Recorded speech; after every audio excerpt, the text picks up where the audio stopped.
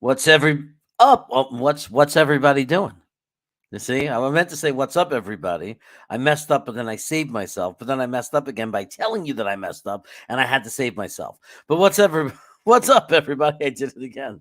This is Jets Chaos. I am Jeremy. I bring the chaos. We have an amazing night lined up for you. Special guests.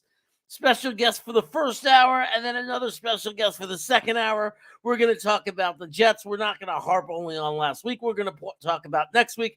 We're going to talk about what we got to do when these 8-inch pythons just go all over you. But we'll do all that right after this.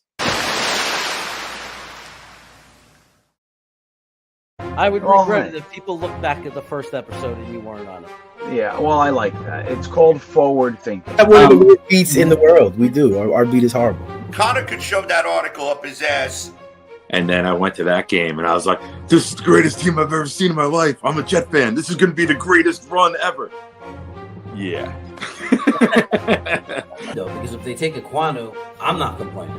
Joe Douglas is the king of keeping shit close to the vest. A 2, a 4, and a 6 for Darnold? Did the Jets really ruin Sam Darnold, or did Sam Darnold just suck all along and we were just trying to talk ourselves into it? And Hamilton is a player who can potentially make a very big impact. And suddenly here we are today. You can't get ruined. Right. It's like a plague. Joe Douglas was hired because he's not those general managers. Okay, Luscious. Somebody is going to fall just like Elijah Moore did, just like Michael Carter did. You know, what would, if you had one sentence to say to Joe Douglas, what would you say? So you would say, you had me at hello, and then give him a big old wet one right on the smack.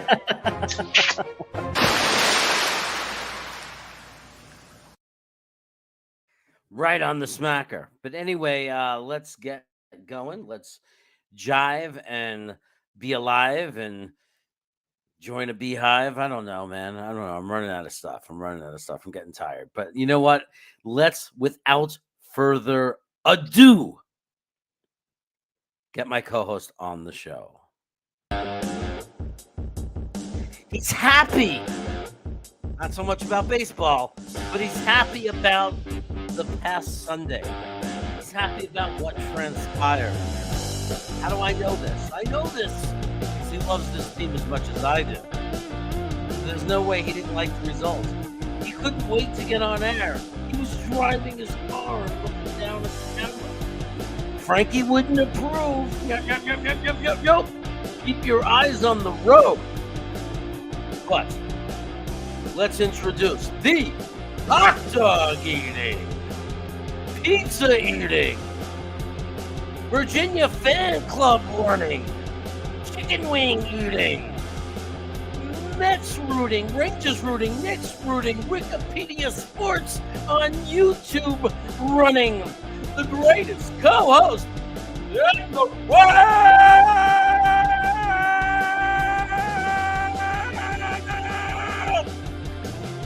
Y2K99.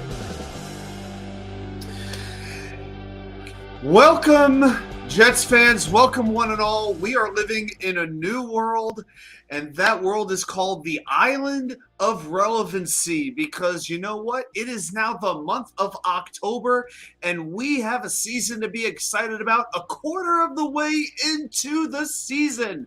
A lot of people didn't think it would happen, but it is happening, and we can be excited about this team and where it could be going from here.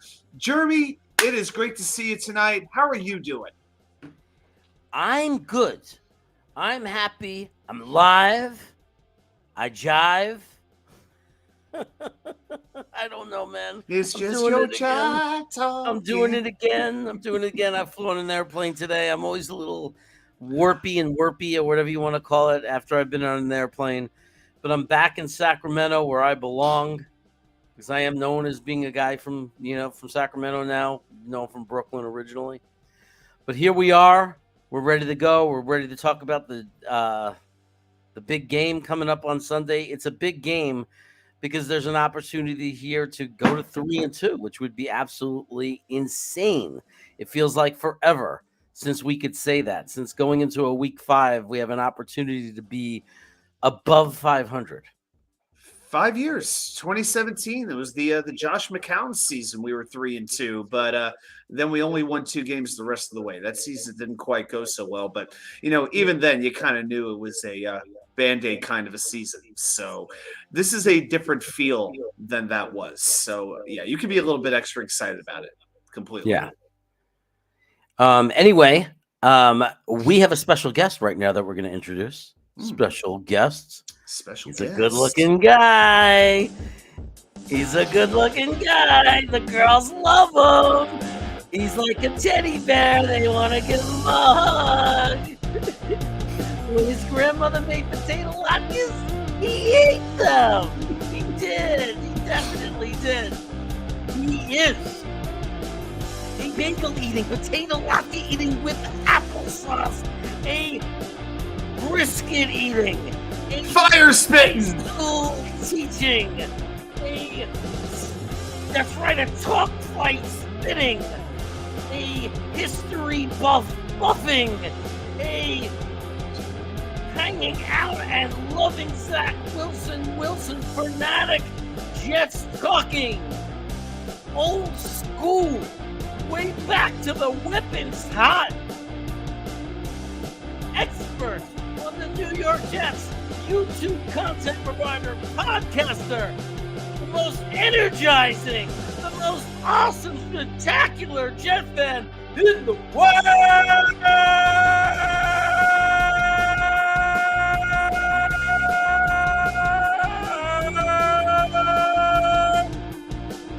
Harrison Glassa. What is up? Oh man, that was an amazing intro. I love that. I have to get you to record my intro for me, and I'm just going to play it on my channel. Man, that was amazing. Thank you for that. I am so excited to be here with you guys. And Adam, love that you said that we're playing relevant games right now, because relevant games in October will hopefully lead to what Joe Douglas has talked about, and that is meaningful games in December. Meaningful games that can hopefully eventually lead to the playoffs. So relevant starts now, can lead to the meaningful, and goes from there, baby. I can't wait. I love it. And I will record the intro for you if you want. I would love that. So I'll even write. Just make every tribal reference you could think of. you can make multiple ones with different tribal yeah. I could have. Oh done my more. gosh, with all kinds of innuendos. Oh my I could have said lock schmearing, pickled herring eating, chopped liver loving. I can't. The problem is I can't get in on this because I'd have to be an honorary member.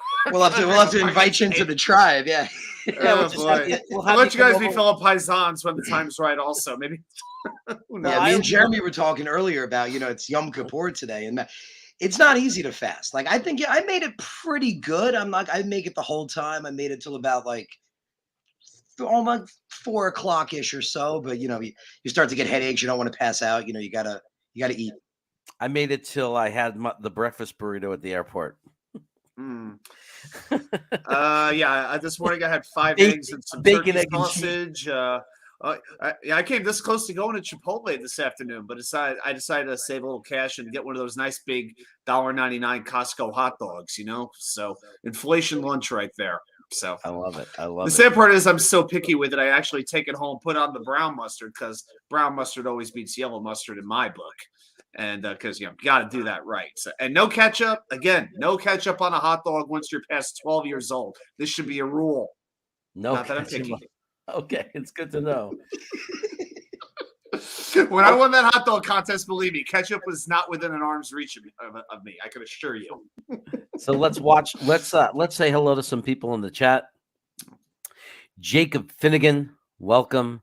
Jets mess snacks. I just had some Burger King. I went a little crazy today. Had some Burger King. They had a whole meal package you could order on DoorDash or Uber Eats or whatever, and I did it. Harlan Abraham is in the house. What's up, Harlan? Hank G is here. Our friend Hank G. My hot sauce buddy who made me hot sauce himself. He actually made me hot sauce. That's And he's pretty a sweet. member- What does he he's- make them like in general, or just made it especially just for you? No, he makes hot sauce, but he Okay, cool. I think I'm forgetting now. I think he may have a restaurant or he's a chef. He'll tell us in the chat. I don't know if he has a restaurant, but he's a chef. He's a cook. He makes hot sauces. He made me hot sauces and sent it to me. He shipped it to me, like a few different ones. And I gotta say, there's a mustard hot sauce he sent me, which is absolutely out of this world. So Very intriguing. pretty cool. So he's also a snacker. He's a member of the channel, so I appreciate that support. It's my only sponsors right now on my snackers. And speaking of snackers, Mark Reese, another one of my snackers, is here supporting. Gotta love Mark Reese. Now, is one of his buddies is Nick Shine, and they met through this channel, which is kind of cool. Yeah, it's funny. And all the three of us, we all grew up very close to one another, Yeah. all within about 10, 15 minutes at about the same time. And yeah, we hung out a bunch during opening weekend. And man, what a fantastic time it was. Yeah, and we all have connections to each other. Like me and Adam, our connection is our parents. You know, Adam's mother and my parents live literally 10 minutes from each other in North Carolina, which is just amazing. Also, Adam's father's girlfriend, her family lived on my block, the block I grew up on, which is just ridiculous. Chat, there will be a quiz on this at the end of the show. But we also have Jets New York 102 here. Yo, what's up? In the house supporting, rocking and rolling. We got my brother Harry W. What's going on, Harry? We'll be hanging out in Sacramento in May, drinking some beers together. If anybody we got a fan that's in the in Modesto, so maybe he was gonna come up, hang out, make it a Jets party. Buffalo Jet fan, I think he might be live as he's saying hello. I was going to say, Buffalo, we appreciate you taking the time out of your 10 video a day recording schedule to say hello. No, I think he's talking to Boy Green on his channel right now. Oh, they're live right now? Nice. Oh, my gosh. You know what's beautiful about Buffalo is when they run late and they do that, they send the herd over afterwards. Like, he's always sure to get them over here. I appreciate Buffalo for that. He is a big supporter of the channel. He helps me out a lot, so I appreciate him. That's freaking awesome. All the love, yeah. Mr. You guys should Magic, come check me out on Monday. Well, you guys were on my show Monday. We had a freaking awesome time. That was awesome talking with you guys. Hey, it's a great community. You know, the content providers all supporting each other and doing doing what we do and going on each other's shows. And, you know, I think it's better for everybody out there, right, guys? I think they love it out there that we do this. And we come on each other's shows and they can watch us independently or with each other. But it's kind of a nice thing. It's better than, you know, I know there are teams where the content providers talk about each other. They talk trash on each other. It gets nasty. I mean, I just think it's so much more enjoyable for us that we're all friends and we just build our own, like, I guess, black book of friends and Jets fam, you know, like I anytime I'm going to ever go to a Jet game, I know I'm gonna have a ton of people to meet up with and watch the game with, not only the people that are viewers here, but also the other Jet content providers. And not only that, but we all have our own viewpoints, our own perspective, our own style. We all bring it to the table. So, you know what? There's going to be a lot of times when you completely think we're the smartest person in the world because you agree with us, or you might think we're the craziest Jets fan you might have ever heard in your life. And that's just the fun of it, because at the end of the day, remember, we all want the same thing. We want to see this team ascend to the top of the mountain. We just have different ideas on how to get there. But one day, as this team continues to get better, just think about this ride right now, like where it's been the last year or two and where it's going now. And it's so much better that we get to do it together rather than alone. Just remember that. Yeah.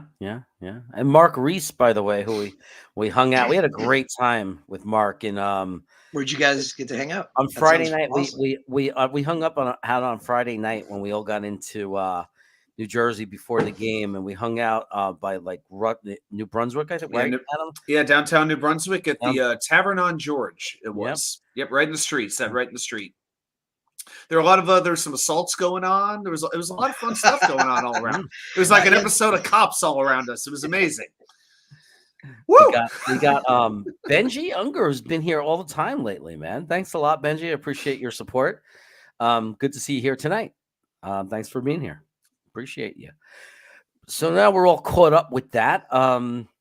Look, we talked about the game last week, right? I think everybody is ready to start turning our head towards Miami, and it's time. Look, and we'll start by let's talk about 0-6 last year. Let's talk about uh how we've played or played or not really played against divisional foes, and what's different this year, what's going to change.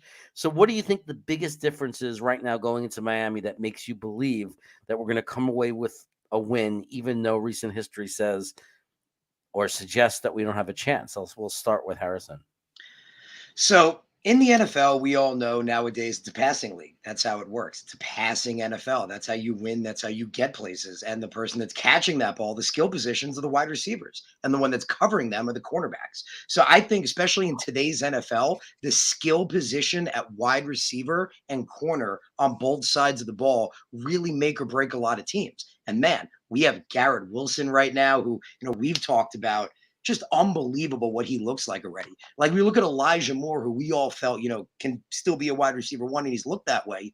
Like pretty much every other rookie, he struggled a little bit in the beginning of the season.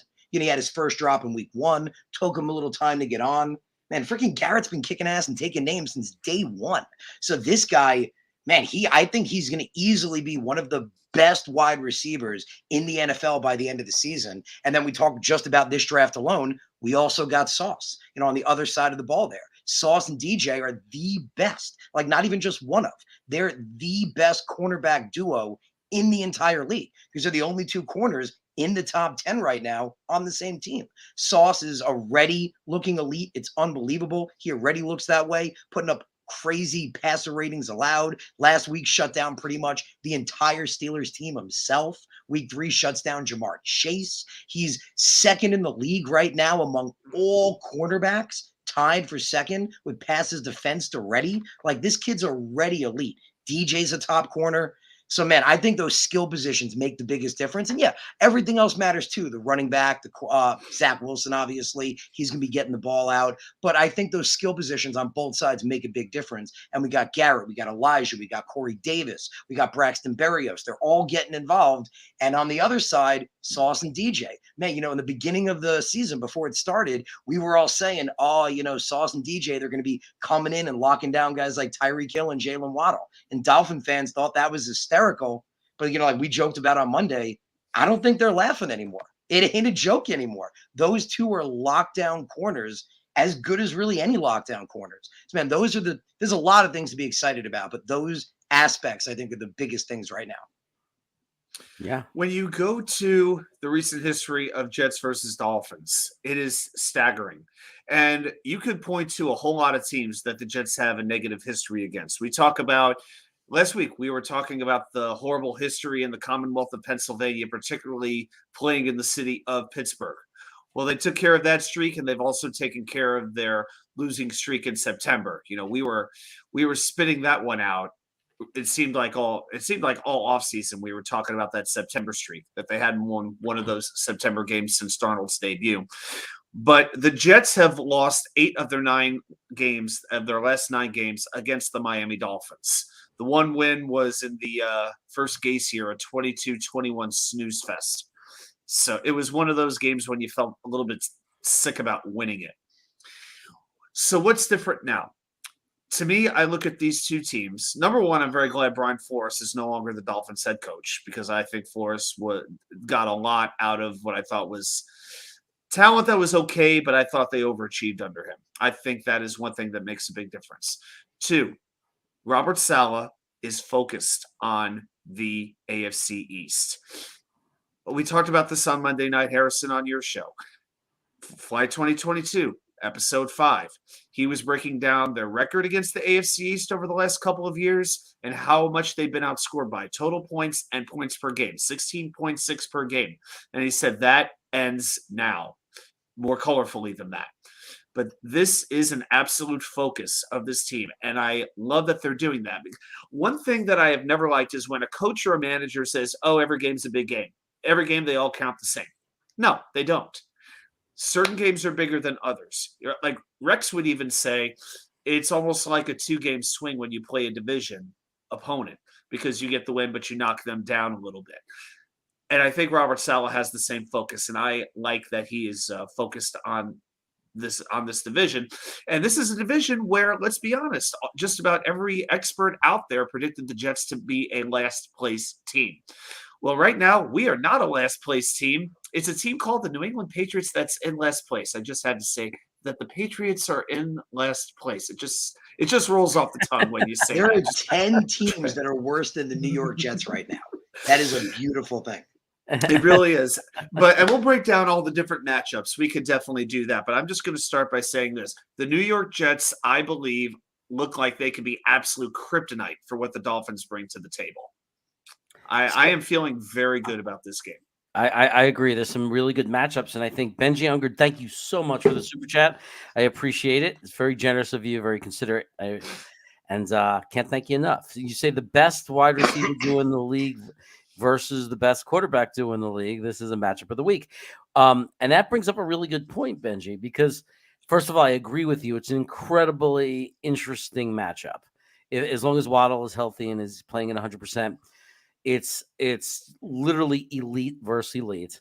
It's speed, it's talent. It's really, really an incredible thing. And it's kind of what makes football what it is and such an incredible sport.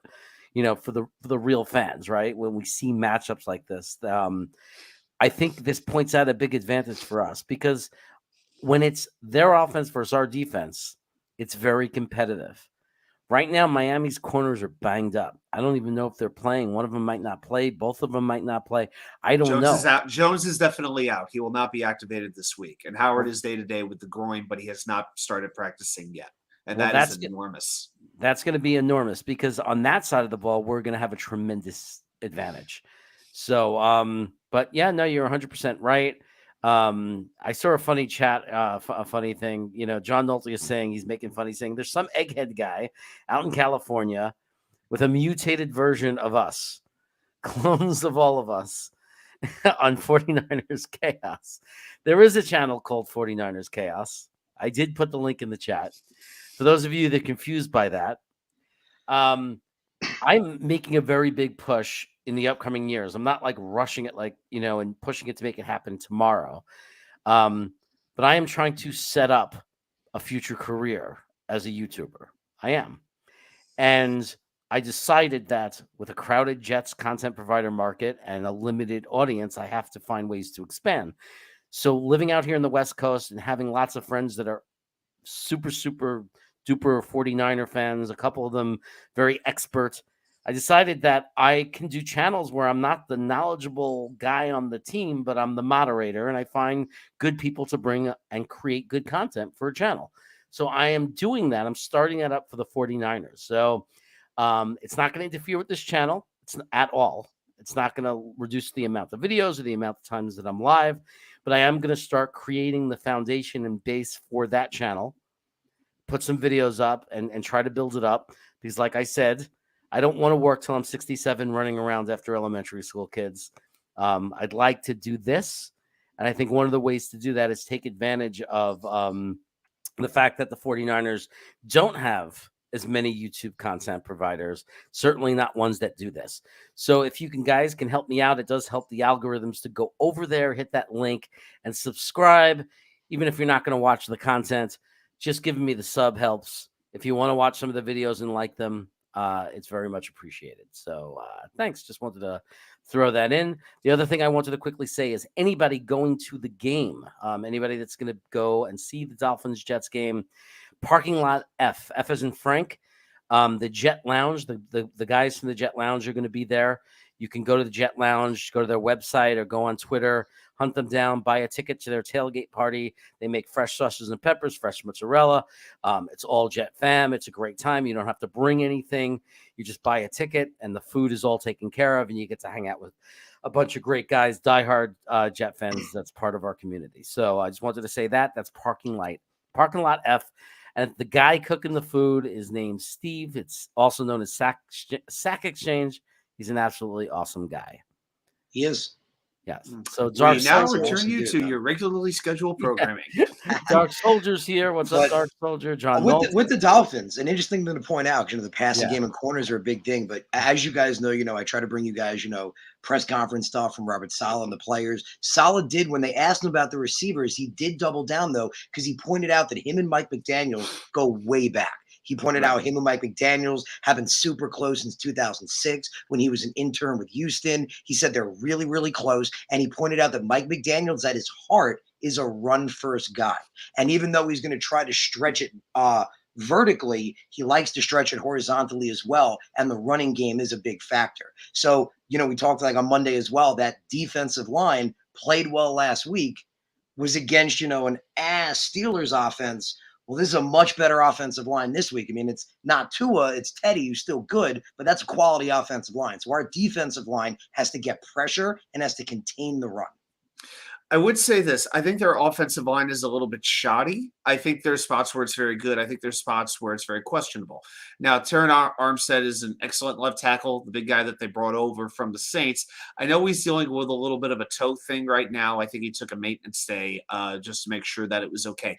But Liam Eichenberg at guard, that is a spot the Jets could exploit. Quinnen Williams, I think I have a number here on Eichenberg that he is, I know I have this somewhere. He allowed the second most pressures among any offensive lineman last year. Any offensive lineman in the league, he allowed the second most pressures. You know who's going to be matched on him for at least 60% of the snaps? Number 95. Q has a chance to feast this week. And I mean feast if he's going up against Eichenberg. That's one match to watch. Especially with a quarterback who's a lot less mobile than what we thought we'd be facing before Tua got hurt. Because I'm sorry, Teddy just does not have the wheels anymore. He doesn't. An interesting thing to bring up with Quinnen, because you brought him up. I know a lot of Jet fans, especially on Jets Twitter for a while, and I get the frustration. They felt he's having a great year. He's looking so good. They want to see more playing time from him. Well, today Robert Saleh kind of talked about that a little bit, and he said that this year Quinnen Williams is playing 15% more snaps than he did last year, and then he also said Quinnen's in the best shape of his life. So I'm kind of curious, and I put it out on Twitter as well. They're saying he's playing 15% more than last year. Is that still enough for Quinnen, or should he be playing more?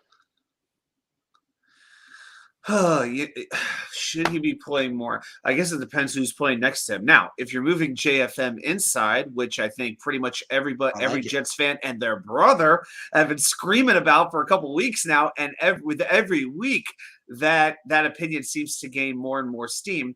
If you're playing the two of them together, I could get behind that. And then I think if you play him where he's at his best, then I don't mind Quinnen not playing 80% of the snaps. I'm okay with that. But when you're sitting Quinnen a third of the time to play the Nathan Shepherds of the world, I got a little bit of a beef with that. So I don't know. It seems to be working pretty well for him the way that it is, but I am thinking it's a good idea to kick it up because Thomas has done okay. Rankins has had a few moments. He's had moments. I don't want to bust his chops too hard on that. Well, Adam, you and me both agreed. I mean, I'm cool if Rankins and Shepard don't see the field again. No, I'm cool with that. Yeah, but to me, there's no doubt the two best defensive tackles on this team are JFM and Quinnen Williams, and they should have far and away. I wouldn't sleep on Solomon Thomas, man. I really like him on the interior. Agreed. I think he's one step behind those two, though. But that's fine. I also think Michael Clemens is gonna, develop into something very special over the next couple of years. So some guy makes a point. Some guy, basically is pointing out the fact that our wide receivers block, and I love that. Corey Davis, amazing job blocking last week. Really, really impressed with that. Elijah Moore, we never had a doubt he'd be a blocker, and now Garrett Wilson appears to be doing it. Berrios is a team guy, does everything the right way, so he's going to throw his body out there and block. Definitely not an issue for this team. Even Mims, who's not even activated, when he's in there's one thing that nobody can ever accuse Denzel Mims of is that he doesn't block. He's an excellent blocking wide receiver. So yeah, it's a good thing about our team, and that's the sign of a good team and a well-coached team. Like, to the credit, because sometimes I'm very hard on them, but to the credit of our coaching staff, our wide receivers, our running backs. We saw Michael Carter blocking for Brees Hall. This is a real team. These guys love each other, and they'll do anything to help each other. I can feel it. We have a great culture in that locker room as far as the players are concerned, for sure. And it makes sense because if you look at, Mike LaFleur and where he comes from, you mentioned the 49ers before. Their offense always had either pretty good or very good blocking wide receivers that had to pick up blocks to open up the running game, things like that. So that's a big thing, especially, the Adam Gase era. And even before that, even the Todd Bowles era, I always remember Jet wide receivers not always blocking as well as they could be or giving up on a block. So that's really refreshing to see. Yeah. And I know we had an interesting, I don't know why it's not showing up here. Oh, there it is. Trying to find it. We had I never got to highlight one of them. Mark Reese had a chat, which was he's kind of like supposed to be treated like a super chat. It was his 2-month anniversary as a member of the channel. So I want to thank Mark. Mark, I can't find it right now. It's not showing up, which is kind of frustrating. But thank you for the chat. I appreciate it. Here it is. Yeah, yep, here it is. Yeah, I got it right here. Just asking, we paying CJ Uzama $24 million for what? Yeah, it's kind of weird how they don't seem to be using him. I don't know what's going on there. Do you think they're disappointed in him? Do you think he's in the doghouse? Do you think he's there to be a leader in the locker room? Why don't we start with you, Harrison? What do you think? So I have an interesting take on it because at first, I totally agree. You're watching CJ Uzama, and he just looks like he's being used as a blocker. That's his job. He's blocking primarily, not really getting open for passes. And we saw with the Bengals that he is a receiver that can get open. He was good for Joe Burrow. But at the same time, I go back and think about it. He is, without a doubt, the best blocking tight end we have on this team. And our offensive line is a little hurt right now. So I could be wrong, but I'm thinking that they're using him in more of a block-heavy presence because the offensive line is lacking. If Dwayne Brown can come back, maybe that opens him up, and maybe we see him more in the receiving capacity. But if you do want a blocking tight end, it makes sense. Uzama, by far, is the best blocking tight end we have. I think another aspect of this, and I definitely agree with your points, is that Garrett Wilson has emerged a lot faster than I think the Jets coaching staff expected him to. Because we remember early on, what did we see in the first game against Baltimore? 3 tight end formations. That got scrapped rather quickly. And as they started to use Wilson more, they realized, oh, we got to figure out a way to get this guy on the field. Oh, look at these wide receivers. Look at them. That's why we've been playing with 3 wide receivers a whole lot more. Well, if you put the extra wide receiver on, you got to take away from another position. And what's the obvious spot to do it in? Tight end. And I think Conklin is the more dynamic playmaking tight end. He's an infuriating player, no doubt about it. I mean, with him, the highs are high, but the lows are low.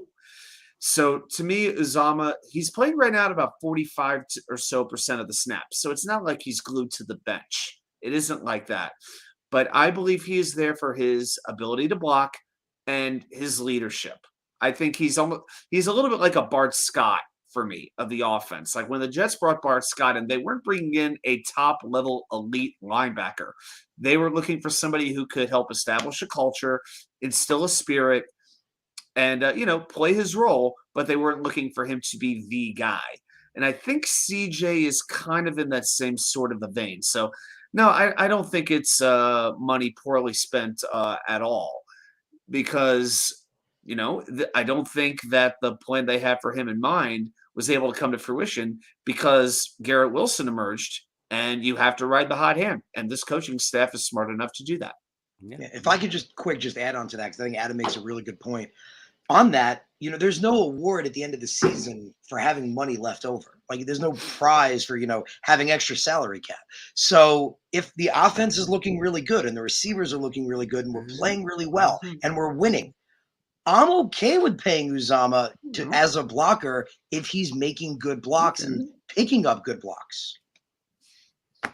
Yeah. Okay. By the way, I want to say hello to JFU, Jets Fan United, good friend of mine. Hopefully he'll be back from Europe soon, taking care of some business there. But shout out to you, my friend. AbLab Studios. How can we get our running game going? Look, I like what they did last week. I know I was frustrated. Me and Green Bean, Ablab, you were watching us. I was getting frustrated at the way they were utilizing him without momentum, handing him kind of like a draw play. They would just hand him the ball. It was kind of awkward. He'd be standing still and then have to get going. It didn't seem to be working, but then he started getting some yards out of it. But then me and my brother kind of talked about it a little bit and through further thinking and pondering realized that what that was doing was they were finally making the defense think about it, that we might run at any moment. And that allowed Zach on some of those plays to pull the ball back and not hand it to him and have a very like play action, pass kind of situation, because he was forcing the safeties to cheat in a little bit. So sometimes a play is only going to get you a yard or you lose a yard or whatever, but it actually sets things up in the future. And I think it's a good thing that we were doing that.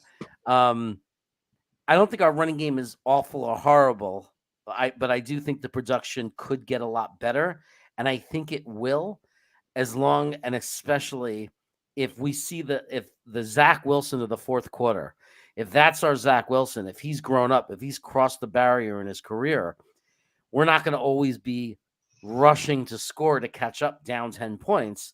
And I think if we see Zach throwing that well and passing the ball and making those kind of smart decisions and decisive decisions, their teams are going to start, defending against that and putting, and open up running lanes for us, because they're going to have to, not going to keep that many guys in the box. And I think it's going to help open up our run game, because just as much as the running game could help set up the passing game, we might be a team where the passing game sets up the running game, because we have guys like Garrett Wilson, Elijah Moore, Corey Davis, Conklin, and Zach playing that well. And that's okay. So I think the answer to the question is we'll get the running game going when our passing attack is as dangerous as it was in the fourth quarter last week. What do you think, Harrison? I think the running game, again, comes down to, the offensive line right now. I mean, the offensive line has to open holes for that running game to exist. I mean, Breece Hall has made some really good cuts, really good plays. I could bring up the exact quote here. They asked Robert Saleh about Breece Hall today in the Dolphins game, and I really liked what he said. Got it right. Here we go. So he said, I love Breece Hall's running style in the game. He said there were about 5 or 6 times where he put his shoulder right through their DB sternums and ran some people over, moving the piles. He said he's a powerful runner, and when you mix that with his elusiveness and his speed, good luck. I love that. That is the best way to look at Breece Hall, and he did, man. So even though the offensive line is struggling a bit, he can get, he can make the play. He can get those extra yards. He can fight for them. He's also elusive and fast. And Michael Carter complements him really well. Michael Carter's an elusive guy who's also really good in the pass catching game, just like Breece Hall. So you are right. If the pass game gets hot, it will open up the running game. It's just natural. I mean, it could happen the other way too, but I do think the offensive line plays a major factor in it, because we know football's won and lost in the trenches. The offensive line is going to be whether the passing game can come alive and if they can open holes for the running game. So I don't know if you guys heard, with Dwayne Brown, how Robert Saleh is not tipping his hand again, which I absolutely – I love that, man. Like, I think we talked about that. When AVT came out at left tackle, I just wish for like a moment they could have panned the camera over to the Steelers defensive coordinator. Right? I bet like he was either like cursing or freaking out or like sweating, because he has to figure out what the hell he's going to do, because that's a major game change. So I love that. I remember we talked about, at the end of the game, they asked him about it and he had a big smile on his face to the reporters. And he's like, yeah, sorry, I kept that from you. But he's doing the same thing again, man. I love it. They asked him about Dwayne Brown, and he said, we'll find out more tomorrow. And Brown said the same thing, because the pads are going to be going on, so we'll see how he looks like that. But Brown's a durable guy. He's always we talked about that. He's always been a durable guy. I want to say he's going to be a go, but Saleh said we have to wait till Sunday to find out. So we're keeping the Dolphins on their toes again. Again, Saleh is not showing that hand. But if Brown is in there, that offensive line is significantly better, and that will make a difference for the pass and the run game. As far as the run game goes, I made one prediction when I do my 5 bold predictions before every game. And one of the predictions I made was the Jets against Pittsburgh were going to run for 100 yards as a team for the first time this season. Didn't quite happen. They got 98. So that took them up to 87.5 rushing yards per game. That's the fifth worst in the NFL. To me, the most productive run plays this team has are when they take the ball to the outside and set the edge and they send the extra blocker. Michael Carter threw a big block that was able to spring Breece Hall down the sideline to get the ball inside the 5-yard line. If you remember the play where he dove for the pylon and his foot was ruled out of bounds, Michael Carter was the one who really helped to establish that play by clearing a defensive back out of the way. That's the type of thing I want to see. I want to see Corey Davis. I want to see the extra tight end blocking on the outside, because I feel like the majority of the time when they send a run play up the middle, especially with Breece Hall, most of the time he's waiting for the hole to go so he can explode, and too many times it's not showing up. A lot, and I hate to say this, but I think a good amount of that has to do with Laken Tomlinson's struggles, because he has not been the force that we have wanted him to be. It's Which just is weird. Truth. It doesn't make feels sense. weird, right? It doesn't make sense, but that is a problem right now. So if we're running behind him, because we know AVT can run block, especially as a guard, but is he the same? I wonder, is he the same run blocker at left tackle as he is when he's playing at guard? Hard to say after one game, but I don't know if that's the best place to put him, if at all possible. So, smoked fish Sunday. Sounds. I love me some smoked fish down at Ted Peters in St. Petersburg. Oh my gosh, so good. But anyway, yeah, I'll be. That's yeah. That is true. You do, but right tackle. That's going to be a very interesting spot to see who plays there on Sunday. Whether it is AVT, whether it is McDermott, whether it's Mike Remmers even, which I think could happen. I got a feeling about Mike Remmers playing on Sunday. And if that happens, then I like the idea of AVT and Remmers. And then you could, because I'd like to have two big offensive linemen that you could run right behind. Jeremy's just having fun. That's cool. Yeah, I thought J. Cole took the account over.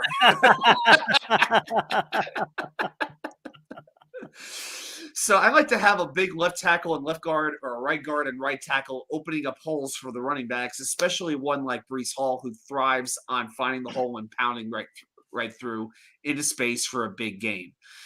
So to me, putting in the extra blocker will make a big difference, but also Zach's mobility is going to help improve the running game as well, because we've seen what he can get when he wants to run. Now, he is not a run-first quarterback. He's not thinking run unless he absolutely has to. Whereas Lamar Jackson, I mean, he's almost they're designing RPOs for him. They don't do that for Zach Wilson, but it's nice knowing he can do it when he has to do it. So you throw in the mobility of Zach Wilson, and it's really about the offensive line, finding the right combination of offensive linemen that we can hopefully roll with for a little while. All those things are going to help to make that run game better. I just don't know if it's going to be this week, because Miami's weakness on this defense is its passing game. So, okay, says Jets chaos. If the Jets beat the Fins Sunday, does the Jets curse go null and void? And I'm going to say no, it doesn't. No. What it does is, if we beat the Dolphins, it's another horrendous and bad streak that we're burying and putting to an end, right? So we put together the September losing streak. We put an end to 4 games into the season, and we're 1-3 or 0-4. Like, we're ending certain things that we've had to live with for the past 5 or 6 years or so. I think if we beat Miami on Sunday, then we end another very ugly streak, a streak of losses versus the Fish, losses in our division. And it's a good thing. It's a healthy thing. I don't think the curse, which I believe there is, the curse. Call me crazy. I think the curse is over when we win a Super Bowl.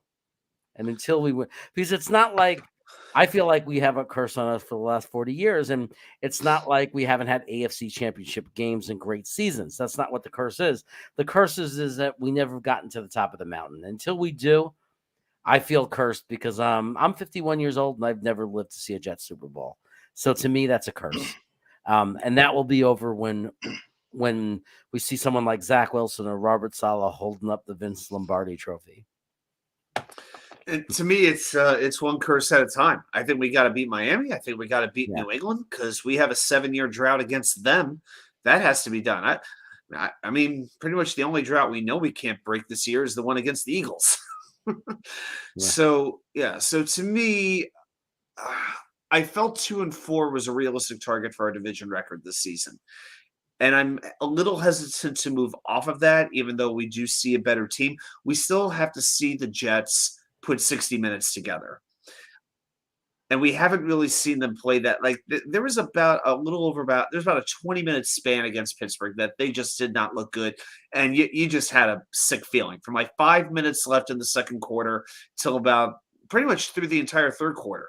It just was not looking good. So I'm talking about not just doing like some things well, but eliminating the penalties. You know, they did a lot of things well in Pittsburgh, executing on third down, making those big conversions. That was fantastic. Tackling better, the defense making big opportune plays, good special teams. But if this team is going to go where we want it to go, if they're going to compete with the really big boys, they cannot beat themselves because the best teams don't do that. And that's something this team is still learning not to do. It's not even the kids. It's the veterans even more so than the kids. That's what makes it even more crazy to me. Yeah, and Jeremy, and I totally get it. And I've been a Jet fan my whole life too, man. And when you watch loss after loss after loss, and you think things are getting better, and they're not, and you think we learn how to draft, and we don't. Obviously, not now. Not talking about the Joe Douglas era, but everything before that. I get it feels like a curse, but my take would be, and I saw a couple people put it out. I saw a shout out to Harlan said didn't know the Jets were cursed, and then I saw you put it up with a raw power that there is no Jets curse. Mm-hmm. I'm a firm believer in you create your own destiny, create your own fate, and you create the perception of the way people see you. I think he said it perfect. It's the ineptitude from top to bottom. Before Joe Douglas got here, the owner, the Johnsons were the king of micromanagers. Before they handed the keys to Joe Douglas, I was a firm person yelling, sell this team.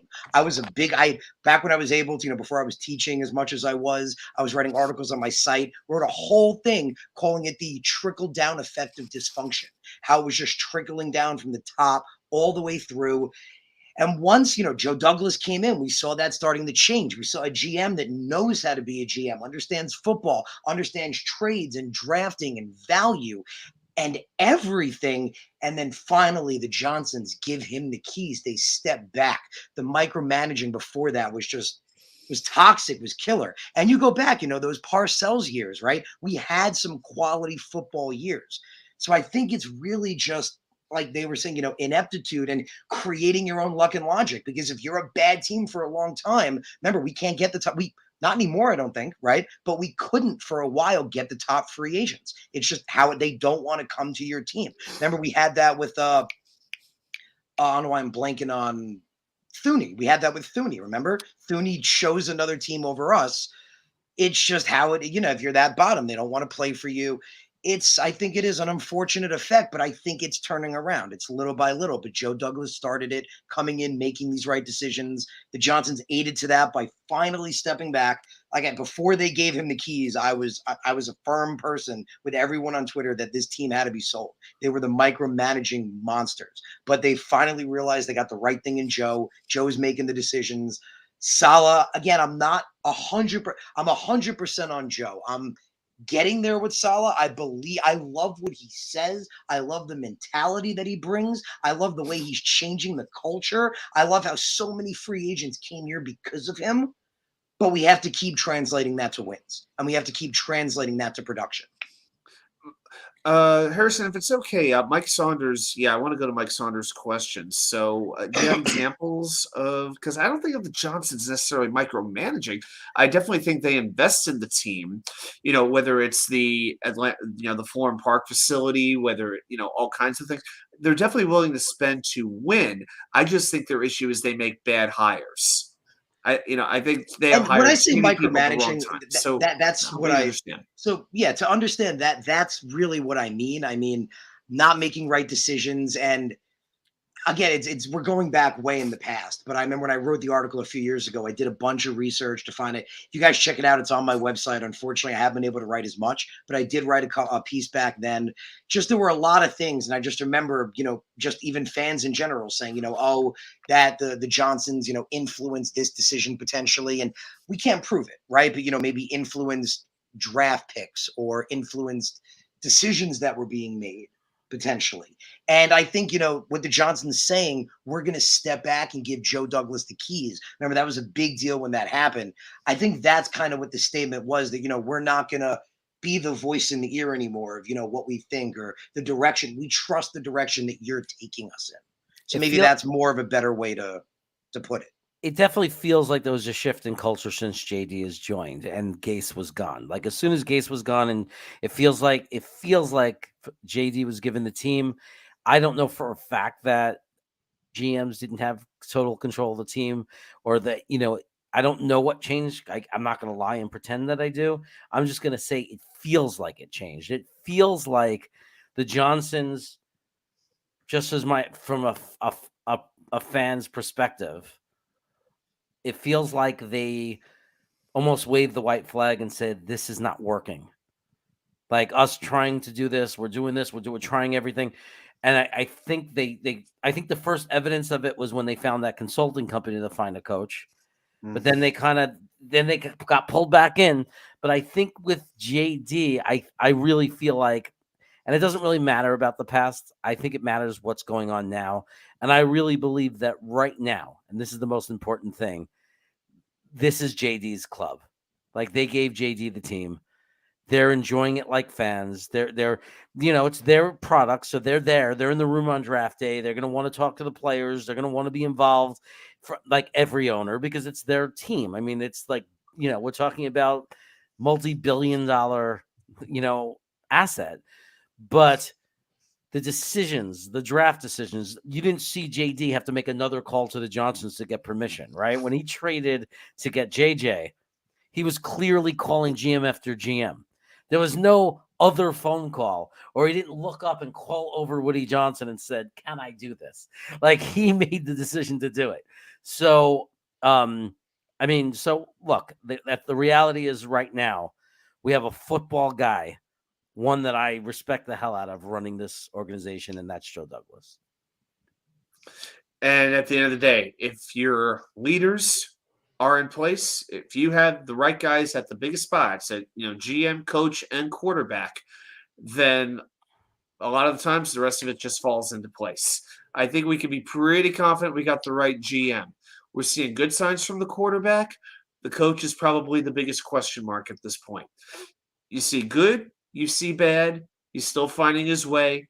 So I've been feeling the same way. I want to see a big jump. I feel the same way about him after year one that I did about Bowles. I was feeling a little bit shaky, but I was going to give him the chance to make the step up from year one to year two.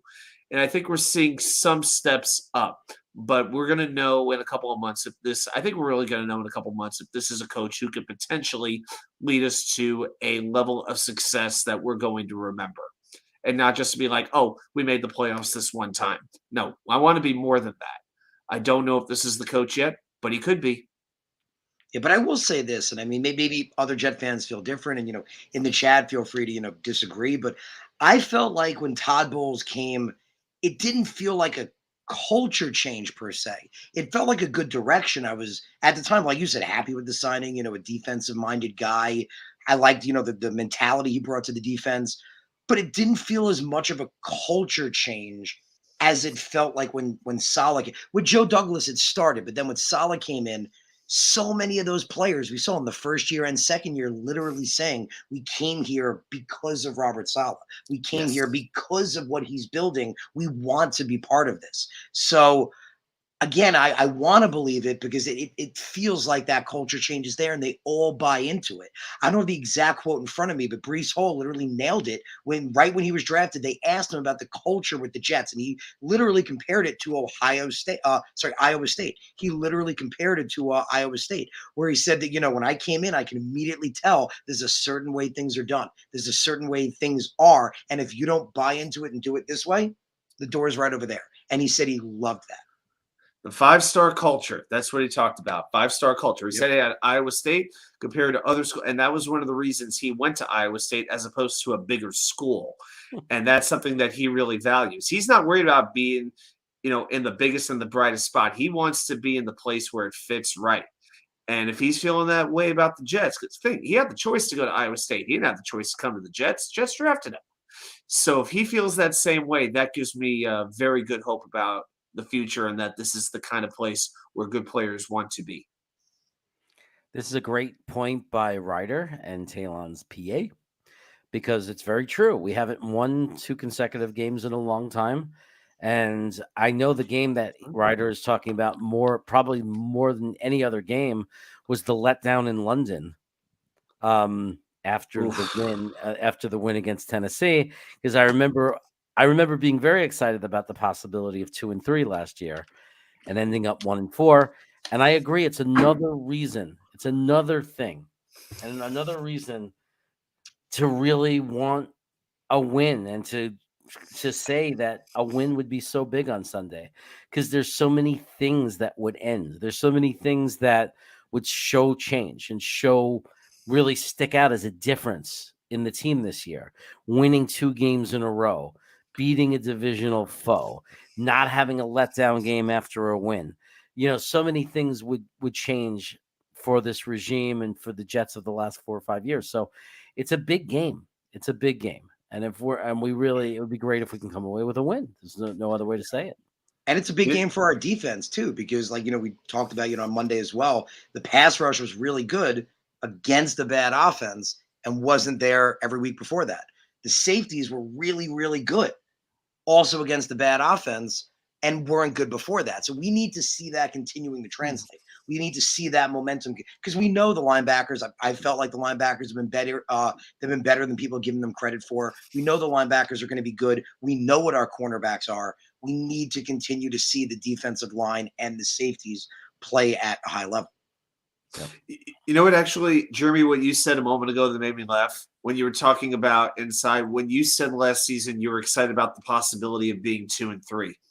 And to think that is now a disappointment. I mean, not that we'd be overly upset, but it's like, if we don't win this game, win that consecutive game, break that division streak, beat a team that we should be able to beat at least once this season, to think that's now a disappointment.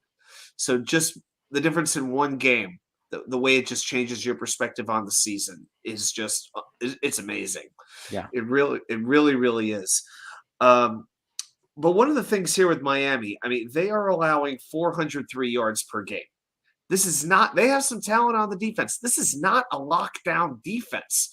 I really think the only player that I would say I'm really paying attention to is Javon Holland. I think he's a top 5 safety in the league. I think he is that good. So if I'm Zach Wilson, whatever I'm doing, I am not throwing the ball near him. I want to focus on the outside against backup cornerbacks. Now they have one who's pretty good, but most of these guys, there are a bunch of names that are like impossible to pronounce. But for me, I really think this is a game where the wide receivers can really feast. The outside receivers in particular. I think this could be Elijah Moore's big game. I definitely think Garrett Wilson can go off as well. The biggest thing is just containing the Dolphins will get pressure, but they don't get sacks. That's what I've noticed, especially Jalen Phillips. He has a very high pass rush win rate. It's top 5 in the league. He has 1 sack. That's it. So if you're not, you might disrupt the play. He might be getting there, but he's not disrupting the plays. He's not impacting the games. To where I've seen several Dolphin fans this week calling him a bust because he's not getting sacks. I'm like, wow. So staying away from Holland, I am just really confident that this Jets offense can thrive this week. And it almost scares me that I'm this confident. But as each day goes on, this is not a hangover from the Pittsburgh victory. It is now Wednesday. And I am feeling better about this game as the days go by. Look, I honestly believe that there's a chance. I can't say it factually, but I think there's a possibility, a real one, a significant possibility that fourth quarter woke up our offense and gave them a lot of confidence. And I think, starting most importantly with the quarterback, with Zach Wilson. I think Garrett Wilson is clearly started with confidence. I think that they're changing in front of our eyes. I think we have a young team, but I think we have a team that's clearly starting to believe in themselves. And I think it's showing. And I think the most important person that we needed for that to happen for was Zach Wilson. And look, we're going to find out for sure, but I feel like there's a strong possibility that Zach Wilson found himself and crossed the barrier on Sunday. I really do. I feel like something changed. And I think that once you cross that line and prove to yourself that you can do it, I think that can carry over now with him, trusting himself and just using his instincts and throwing the ball and being decisive. I think that's how it starts. I certainly hope so. So it's a different team if that is the case. It's a different team. We're not the same Jets if Zach Wilson now comes out a different person. If he comes out somebody who trusts his athleticism, trusts his arm, trusts his instincts, we become a different team. And this coaching staff figures out how to get the most out of Zach Wilson also. So, yeah, it all works together. Zach making the coaches look good, the coaches making Zach look good. So, yeah, will we have the carryover effect? Because we're heading into the gauntlet part of our schedule pretty soon. Getting this game, being 3-2 in the conference, because remember, these conference games mean that much more. So, hey, Green Bean. My man, Green Bean, what's going on, man? So freaking good to see you. Yeah. Just think about when it comes down to tiebreakers and how much these conference victories, how much of a difference they can really make. Yeah, I mean, this is going to be another thing. We got to win at home, too. We haven't won at home this year. The Jets fans twice now have come into MetLife Stadium pumped up, ready to go, singing the national anthem at the top of their lungs, and that's about the loudest that the stadium got the entire day.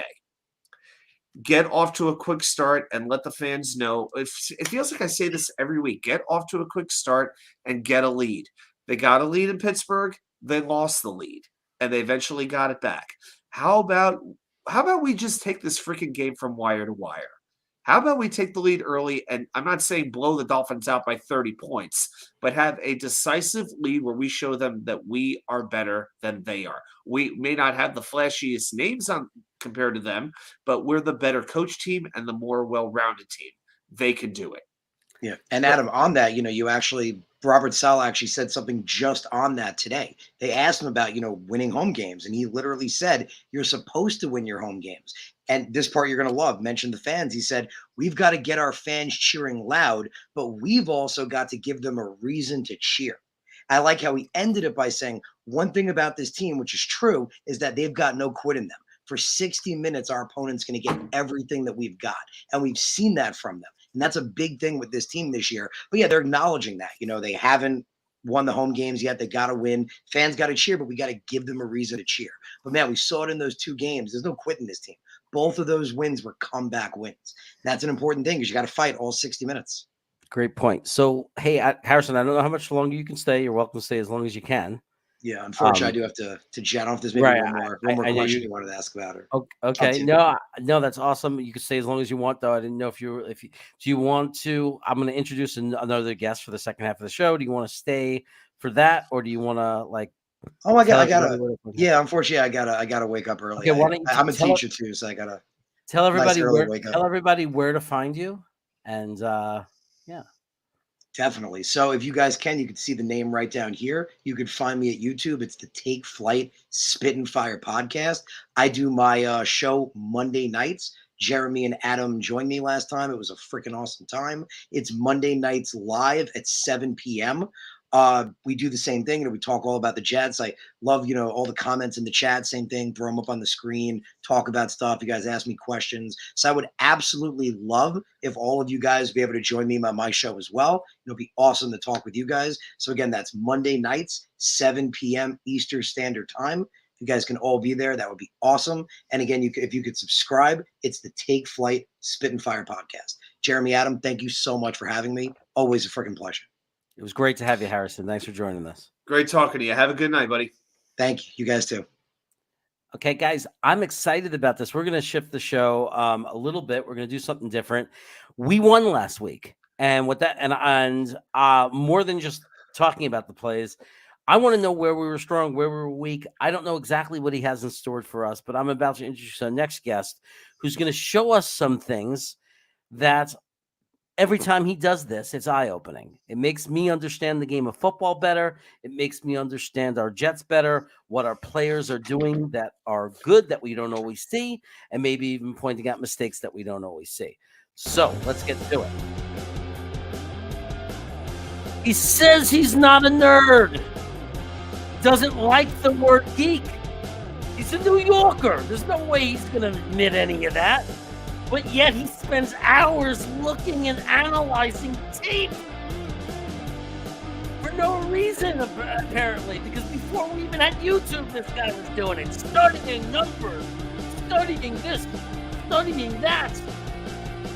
He is the season ticket holding, generosity giving, parking pass lending, mustache wearing, green bean since childhood friend, food appreciating, beer drinking, fatherhood loving, the greatest film analysis content provider in the world,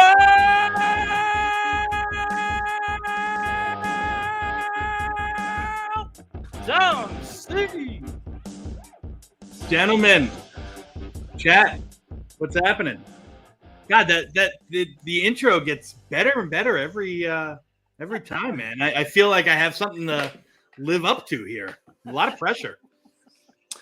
No, you just do you, and I think it'll turn out okay. Did we lose the beard a little bit there? Looks like a little trim job. Little shave, little clean shave, and brought it down, man. Okay. How's everyone doing tonight, man? Great show so far. Gotta admit, I've been loving it. Been loving the content, man. It's an interesting time doing a Wednesday night show because it's always interesting. You don't really know how much to talk about the previous game versus looking ahead. You're like right in the middle there. So you just kind of go with what people are talking about. And it's a very interesting point in the week to do a football show. But somehow we kind of make it work. Yeah. It's Wednesday's a perfect day because, it gives you enough time to really digest everything that happened on Sunday. If you want to rewatch the game or study a little bit, you can do that.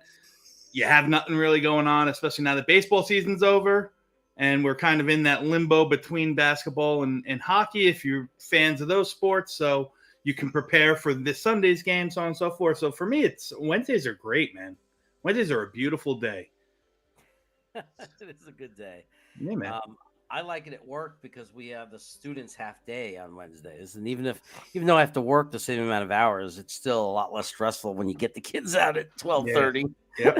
So, Yeah, it's my weird day because I work 11 a.m. to 8 p.m. on Wednesdays. So it's a very interesting night. And then I come home. So that's a good reason why the show is as late as it is, because it's like I get home about 8:15, 8:30, and then the show starts at 10. So it gives me just enough time to kind of get. I actually did a fantasy hockey draft right before the show started. Wow! So I managed to sneak one of those in. So, but you can get done what you need to get done even though I got to do it late. Well, as you guys know, I got little kids. I got a 10-year-old, an 8-year-old, and a 6-year-old. So this is my quiet time. Everyone's asleep. 8 o'clock. Everyone's kind of down for the count. 8:30.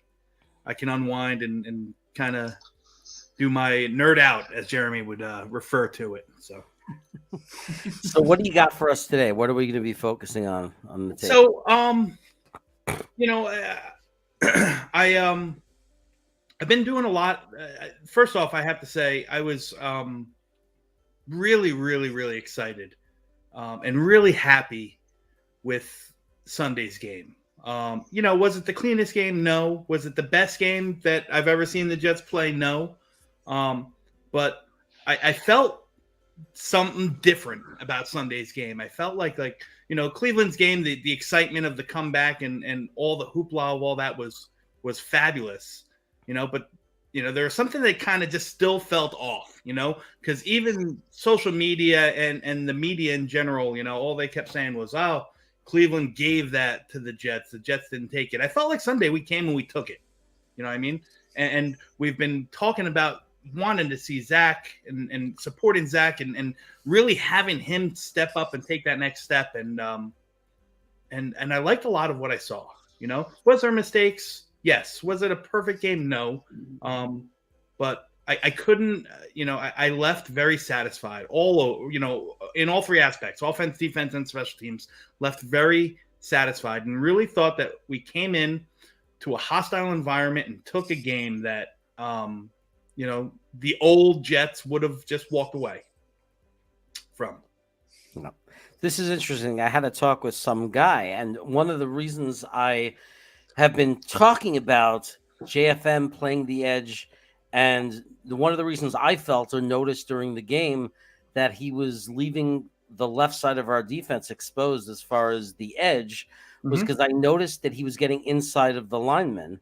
Yeah. Some guy thought that said, isn't that on purpose? And tell me if I'm wrong or right. I said, look, there might be some plays where his job or he's instructed to try to shift over and go up the middle or whatever. Sure. But I'm pretty sure if that was the play and that was what he was supposed to do, that a linebacker or somebody would be assigned to seal the edge in his place, and you wouldn't just purposely leave the edge wide open. Is that true? Well, I mean, there's yes and no. Sure. Are there drawn up design plays where the linemen stunt, which, or twist where the edges will come inside and the tackle sometimes spread outside, or they crash, the defensive line, say the left side we're talking about right now, will crash inward and bring a fifth guy like a linebacker up to close up. So there are obviously plays designed to fit that exact bill. I think last game in particular, not Pittsburgh, I'm sorry, the Cincinnati game in particular, we were a little bit sloppy. And, I have some film cut here from the All-22 that I'll get into with you guys whenever you're ready that, we can talk about and I'll be able to show both aspects of it, So I don't think it was as bad as it was in Cincinnati. But there's still some technical aspects of our defensive line, which I think need a little bit, in my opinion, my humble opinion, I think need a little bit of tweaking, and that's going to be those tweaks and how we're coached up on, how the team is coached up on those, every practice and so on and so forth. And if they're able to adjust and make those changes is really what's going to determine if we have, an average season or if we, exceed expectations. All right, let's get it going. Can't wait. Let's do this. Share it with me. Let's get it open. Let's do it. I loved it the last time we did it. So much fun. I hope people in the chat appreciate this. This is a great way. Just want to mix it up. We talk a lot, and this is a great way to learn more about the game and more about our Jets. So I have a bunch of plays cut here from the first half of the game, and then I want to point, and then I'll end with, one play in the second half, which I think would be unfair if we didn't address or at least really show. So let me see if I can share my. This is the Cincy game we're going to be looking at? No, this is the Pittsburgh. It's Pittsburgh? Oh, the lucky victory is one 49ers fan in the chat is referring to it as. Why can't I share my 49ers fan? Tammy. She is? Yeah, says just for lucky. I was like, I don't know about that. Oh, but we weren't lucky in that. Right. But so, maybe the film that Dom will present will show that it was just luck. Maybe it will. But we all get to draw our own conclusions, so that's the beauty of it. Let me know if you guys can see this. Okay. Can you see my screen? Nope. But I would like to invite Tammy to, I'm going to put it up right now. If you're not already subscribed, look at the chat from 49er Chaos. That's me. Boy. I am going to, no. Please subscribe to 49er Chaos. I'm going to be having 49er expertise. I got people that are going to be on the show and they're going to talk about the 49ers. I'm going to moderate it, and I'd love for you to subscribe to the channel. What do you mean? Oh boy, what do you think I'm going to do? Okay, so there we go. Okay, you got it. Can you guys see? Yep, I could see Pittsburgh against who's that? Michigan State that they're playing right there. Yeah. Yeah, from what I understand, Saleh doesn't like the green jerseys. So Yeah, I heard the same thing. That's unfortunate. so I'm not big on the green pants myself, but that's another story. I'm gonna get into the defense to start. So I just gotta cue it up here. Give me 1 second. We're gonna get through this play, and you guys can see this all clear, correct? Yes. Yeah. Okay, Looks great. great. Looks great. Okay. So here's the first play that I'm going to queue up. And we talked about, Jeremy talked about, setting the edge and, responsibilities and so on and so forth. So Pittsburgh here is in a very awkward set. They have a tight end here. They have a fullback / H-back here, 2 wide receivers set there, tight end on this side. So they're loaded. This is referred to as a diamond set. So they're loaded here. Okay. Now I want you to watch JFM here, who's right here. So I'm going to play this through once from this view, and then when we watch it from the goal line view, I'll break it down for a little bit. Okay. So they bring the fullback back. All right, big chunk play there, 6 yards on the rush, okay? So now, pause. Now we'll be able to, why is that happening? We'll be able to get a better view here. I can't pause it. Let me bring it back. All right. I don't know why that's happening. Okay. Fullback goes back. Okay. So you have your tight end on this side. This is the strong side here. Okay. JFM is right here. Okay. I want you to watch what the offensive line does. You see right off the snap, everyone's moving this way, right? Everyone's moving right. You got Quinn in here. You got, who is that? Sheldon Rankins, 95, I believe, 96. So the whole offensive line is moving right. Yeah, Quinn's 95. Yeah. I'm having issues here with this thing. Give me 1 second, guys. Sorry. No, but I saw what JFM did there, so I know what you're trying to point out. Yeah. I don't know why it's stopping. Rankins is 98. Yeah, getting right past. I don't know what is going on here.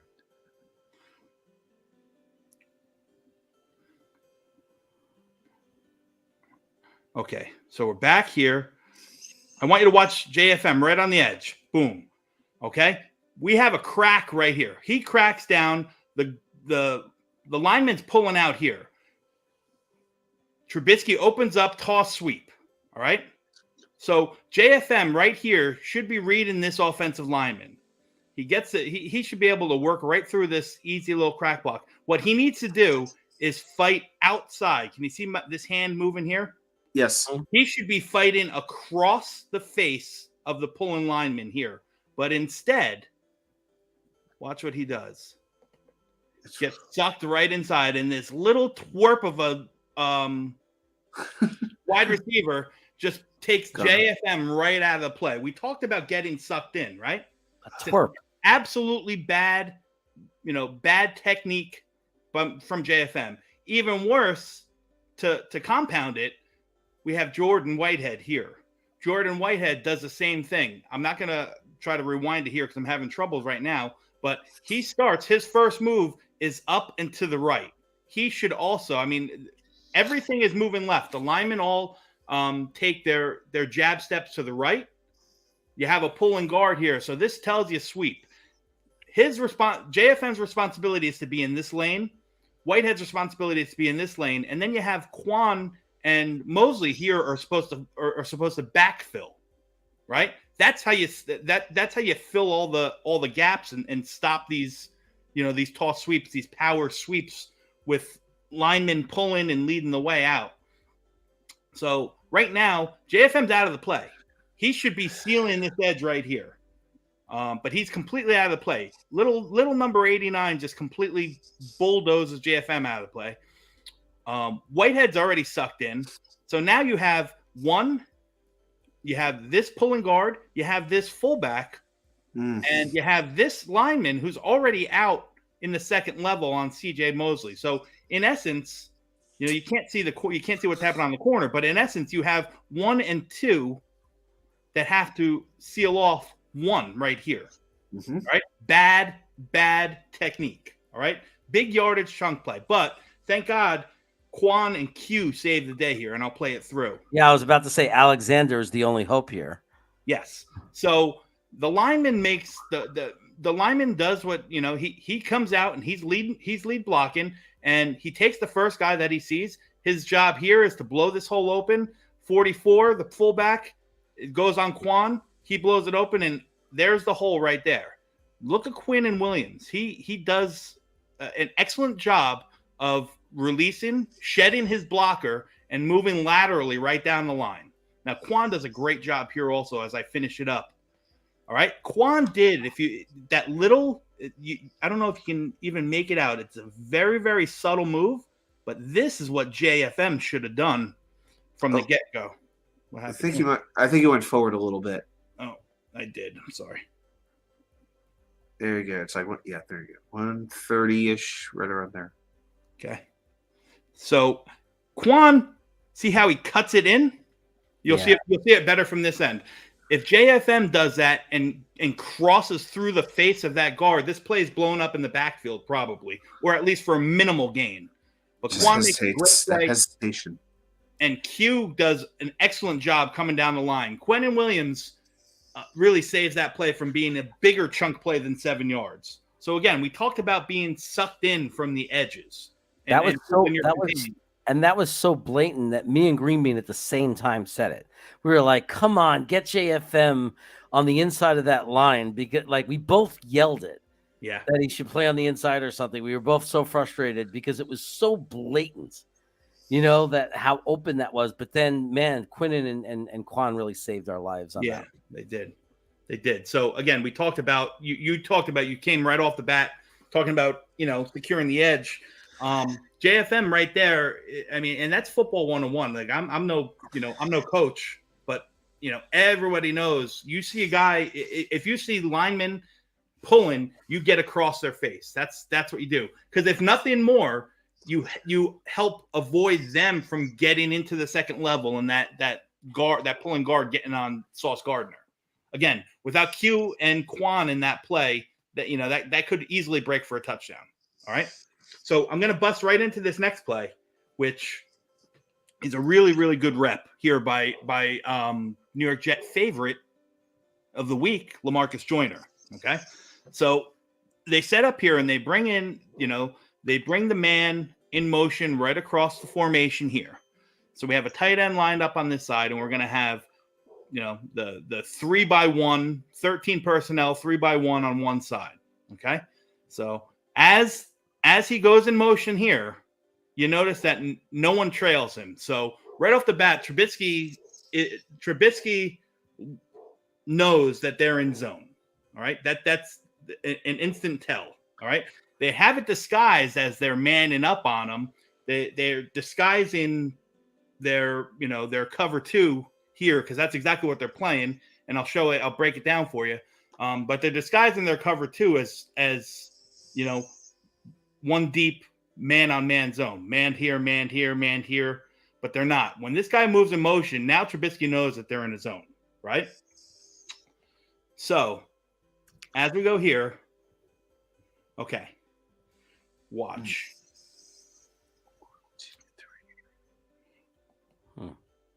Okay. So here is, here's your zone, right? You have one here.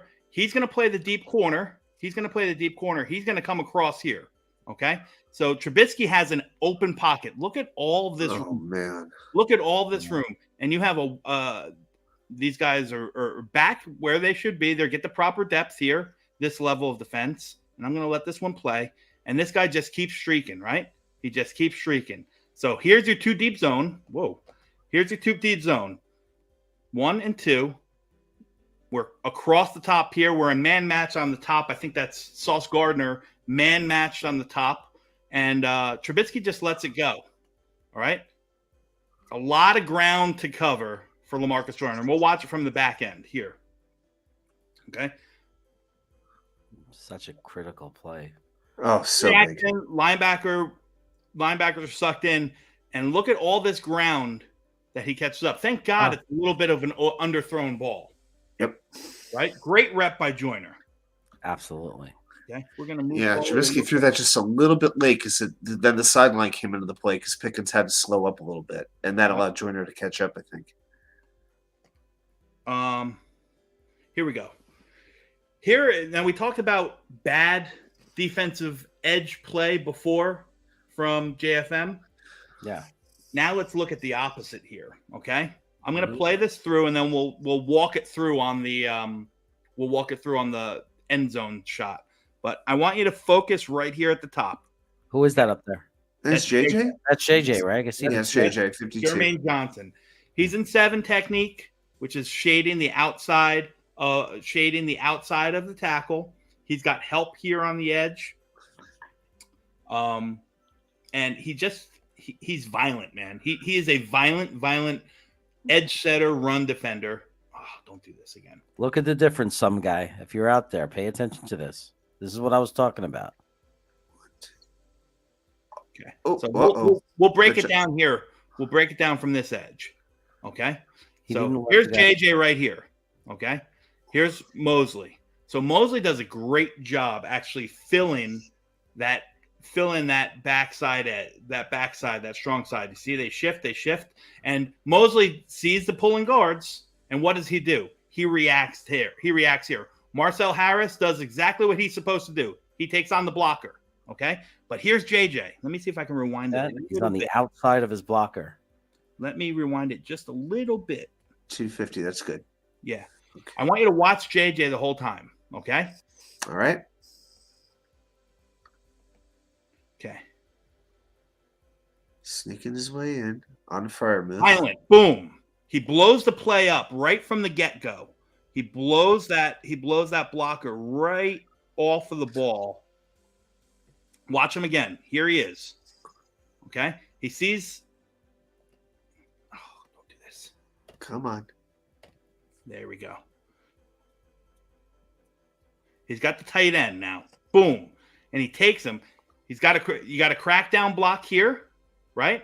But Marcel Harris fills the hole. You got pulling guards, one right here and one right here. So this play is meant to exactly just do that. They're going to lead with this power. They're going to lead with the power. They're going to crack down on JJ, lead with the power. This guy takes out this guy, and this blocker hopefully can seal off, in an ideal situation. This guard takes out Marcel Harris. This guard can get around and seal on Mosley, and you have a hole right here. But watch what JJ does. JJ recognizes the play and takes the man that he's on with these violent hands that he has and just throws him backwards, right? What does he do? What does that do? He throws the guy backwards. It impedes this pulling backside guard. So this tight end gets thrown into this guard. So he's now, no way can he get out here and seal on Mosley, right? And then he continues. JJ, he's amazing on this play. He sheds, moves laterally. Oh, man. And makes the play. I want to rewind that one more time. Just watch JJ. Violent. Takes this guy and throws it right into this blocker right here. Moves, sheds, and moves laterally. And makes the play. That's exactly how you're supposed to play run defense. That's run defense 101 right there. See, and so many Jet fans don't understand why we say it's not only about sacks. Yep. You can't. There's more to the position than just looking at one. This is the same play again. This is the same play again, and it's played very well all around. Marcel Harris, although it doesn't look like he does much, he just runs up and he gets puts his head down, but he takes out that lead blocker, which frees up the guys on the second level to really attack, fill holes, fill their gaps, and make the plays. So JJ, excellent right there. Now we're going to move to, we're on this play right here. Okay. So let's talk about Sauce. Sauce is right up here, lined up. They're manned up right here they're manned up here. They're showing 2 deep, 3 across over here. Okay. It's a great throw from the quarterback. All right. I'm gonna say that. I mean, we don't see, we'll play it through so everyone can watch it. So he mans up. He's in his hip pocket. It's a great throw from the quarterback. Thank God we got lucky here, because I want you to watch Mosley. Mosley's really out of position right here. Okay. He bites on that little bullshit. He bites on that little bullshit play action fake, and just taking those 2 steps up gives Trubisky the lane to throw. And look how Sauce Gardner is just glued on his guy. It's a perfect throw. You tip your cap. Now, but if Sauce isn't right there, we're dead. Well, you know what? The play doesn't matter. This is actually a penalty. And I'll show it to you here, because this guy, this offensive lineman, let's see if I can rewind that one more time. This offensive lineman goes downfield. So he's actually called for ineligible man downfield. Yeah, ineligible man downfield. So Our the play favorite doesn't penalty, count, yes. But nonetheless, great coverage by Sauce Gardner. Everyone does their job except for Mosley, who's out of line. And it just shows 2 steps, right? It just shows 2 steps. That's all it took for him to be out of position and give a lane for the quarterback to throw. It's crazy. Here we go. We're right here on this next play here. All right, not a great play. Another good play by Jermaine Johnson, and we'll play it through. Now we have Jermaine Johnson up here. We have Jacob Martin down here. We got Marcel Harris is here. Okay. So again, another example of some bad contain, right? I'll play it through. Fullback comes in motion. Oh my God. He actually went to the inside on purpose. Big chunk play. All right. You'll be able to see it better from this view. So here's Jacob Martin right here. Here's Marcel Harris. They're on the strong side here, right? Got all the power, all the strength. There's your center guard tackle. So you have 1, 2, 3. The strength, the fullback goes back and forth. Yeah. But the strength of your line shows here. Now, you watch this guard right here. They show boom, boom, boom. So this guard pulls out, right? And what happens? Martin just gets his eyes are on the backfield. He's watching that guard. He's in. All right. And right at this point, this guy's got him. Look how this is sealed right here. This is sealed right here. Now the fullback does this little kind of just fake and loops back, and he leads out. And look at this. You're handing off here to this back edge. So, kudos to Pittsburgh for designing a good play. They showed like it was going to be a run left, and then came back with the reverse right. This is something right up right in the Mike LaFleur, right out of the Mike LaFleur playbook. Misdirection. Okay. Jacob Martin screwed. Marcel Harris here is screwed. He's getting cracked down on, and now you have, again, a lead blocker coming out of the way. His job is only to seal CJ Mosley here. So JJ is here. I'm going to rewind that, and let's watch JJ.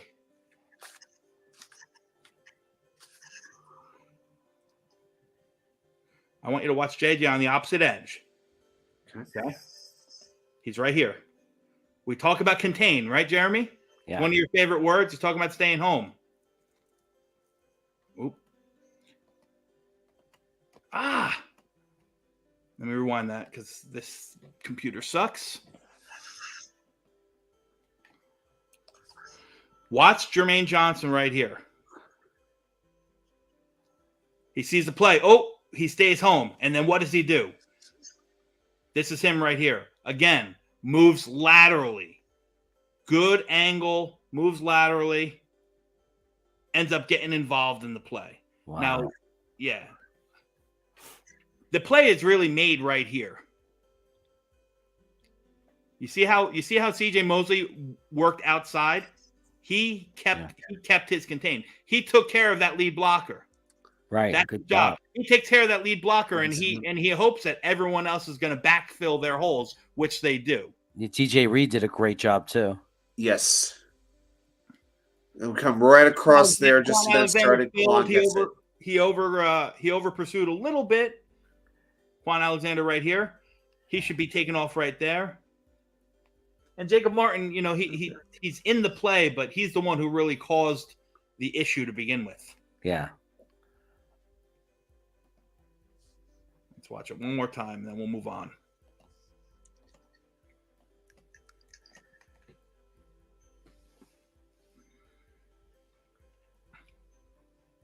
Jacob Martin's here. Boom. You see that? Great play by CJ Mosley. Great play by CJ Mosley. Okay. We're going to skip forward one play here.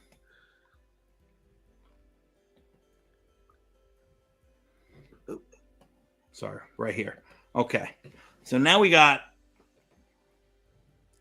is this the play? 356, 408. Yeah. Let's play this through here. We'll rush it. We'll watch it once here. Nice play, minimal gain. Okay. CJ Mosley's here. Bryce Huff here. Great pass rush. We're manned up across here. Okay. Watch the edges. Bryce Huff just beats his man and his pocket collapses. Wow. Now, they're really paying attention here. They got two guys here just blowing Lawson right down the line, but Bryce Huff and Quinn and Williams really cause Trubisky no time. Give Trubisky time. Yeah, they're the only ones being single covered. They've spent all their time, their attention on Lawson and Q. Well, this is when we talk about getting home with four men. This is what we need. The pocket just collapses, right? And whoever that is right here, 90. Is that JFM? No. That is JFM. He does a great job. He stays home there. Now, he's not on the edge. He's rushing from the tackle. But that's what we like. He does a great job staying home and again, backfilling as that pocket collapses and the quarterback steps up. Boom, he's right there. So great play. All right, I'm going to move into a little offense. I got a couple more plays here.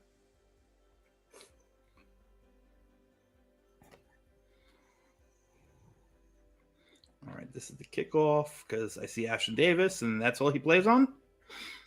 And, yeah, unless it's the last pass of the game, the Hail Marys. Oh no, this is another defensive play. I'm sorry. Okay, so this is a really big important play, and you'll know it once we play it through. Okay, but they come out 5 wide. They come out spread, right? And we're lined up in, we're showing man, 2 deep man, but we're not really 2 deep man. What they're going to do is they're just, this is all a means to just try to confuse Trubisky. So we're going to play it through, and everyone seems to just drop off into their zones. The lineman goes back and cut. Yep, that was when Rankins went back in coverage, wasn't it? That's right. Zone. This is the typical zone blitz. We used to see this a lot from some of the old school aggressive defensive coordinators. Greg Williams used to do it a lot, where he would drop off, or Parcells used to do it a lot, where he would drop off linemen into coverage, into short zones, and bring rushes from the outside. So instead, what they do is they just put an 8-man shell. So all they're doing in essence is they're rushing 3, and everyone is, everyone just really covers a zone. It's a hard, you really got to be on the offense. You really got to be able to find your niche here in an 8-man zone to find it. And Sheldon Rankins drops back, gets his hand up, just enough to deflect it. Beautiful play. Marcus joined. What a play call. Yeah, great play. So I want to go to 820.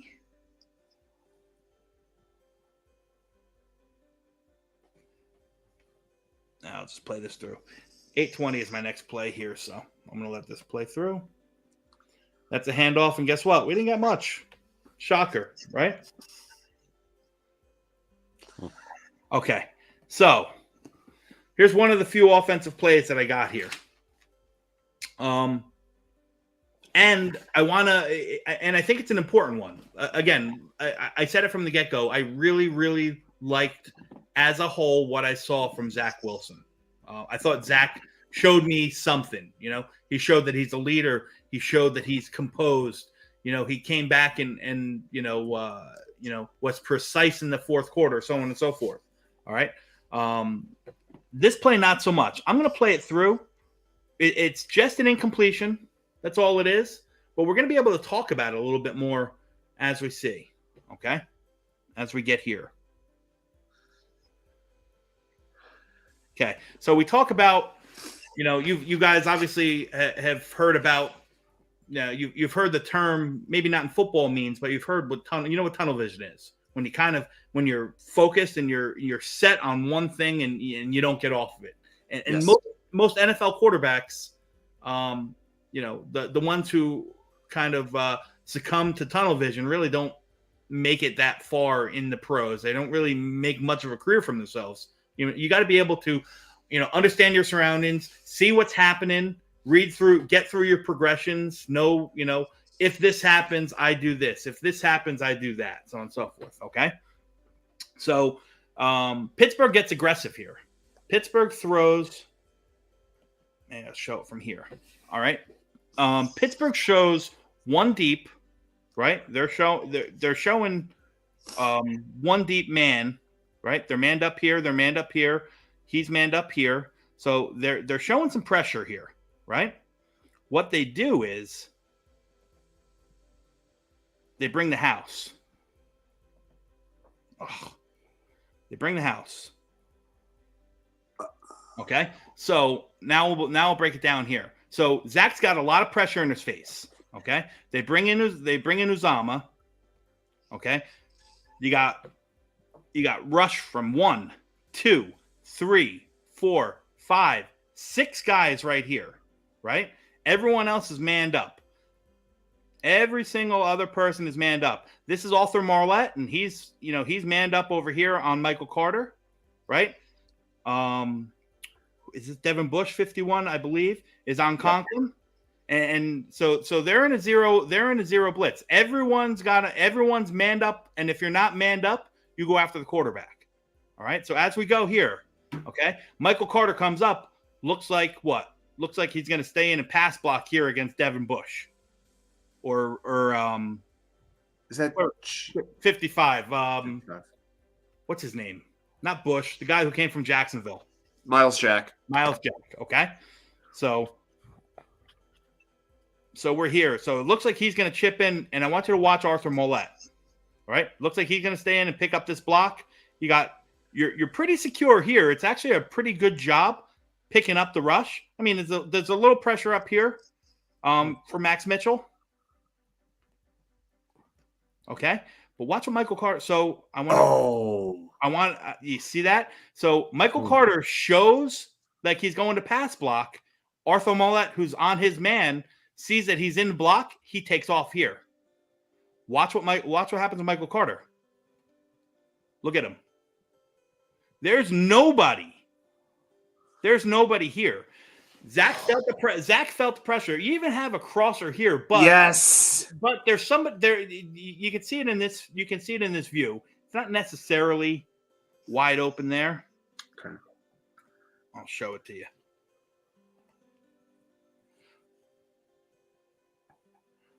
So here's the guy we're talking about. That was crosser. See, there's somebody here in his hip pocket. Now it's open, but what you need to really look at. I don't know why that's green like that.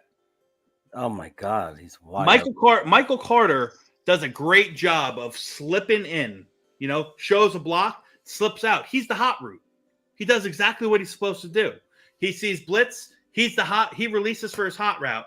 Zach, for some reason, and no one will know. Maybe, he just wasn't ready, wasn't there, felt all the pressure because he's getting it. Max Mitchell's guy gets in there. He's got pressure right in his face. But there's this little double move that he gets that who's that? Moore gets caught up on. And Zach doesn't even look anywhere else. Right from the get-go. He's looking right. Oh, He's looking right. He's looking right. Looking right. He has tunnel vision on Elijah Moore, who gets caught up with the defensive back when instead you have Michael Carter. All you got to do is just get it. You just got to flip it over this guy's hands. And he's running to the touchdown. Or you have Garrett Wilson crossing right here in the middle. And Conklin's getting a little bit of space, but Moore's the only one who's doubled. You got this guy here. You got this guy close enough, but this is the read. When you see 7 blitzers, 1, 2, 3, 4, 5, 6, and now 7 coming in, that means you got 4 men across, and you have 1, 2, 3, 4, and Elijah Moore receivers. Your man across. There's nobody here. All he's got to do is just hit his hot route. Just a little toss over this linebacker, and Michael Carter scores a touchdown. But Zach never looks off of Elijah Moore. He never looks off of Elijah Moore and throws this awful pass. Right.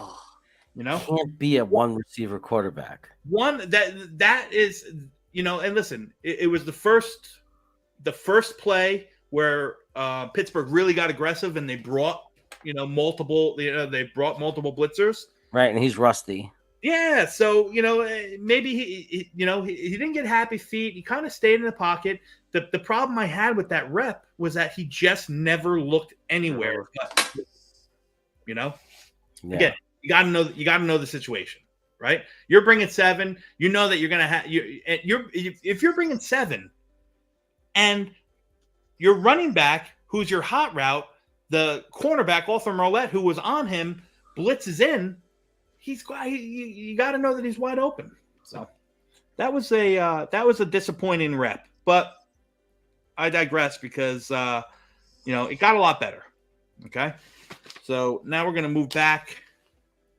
We're gonna move forward a little bit here.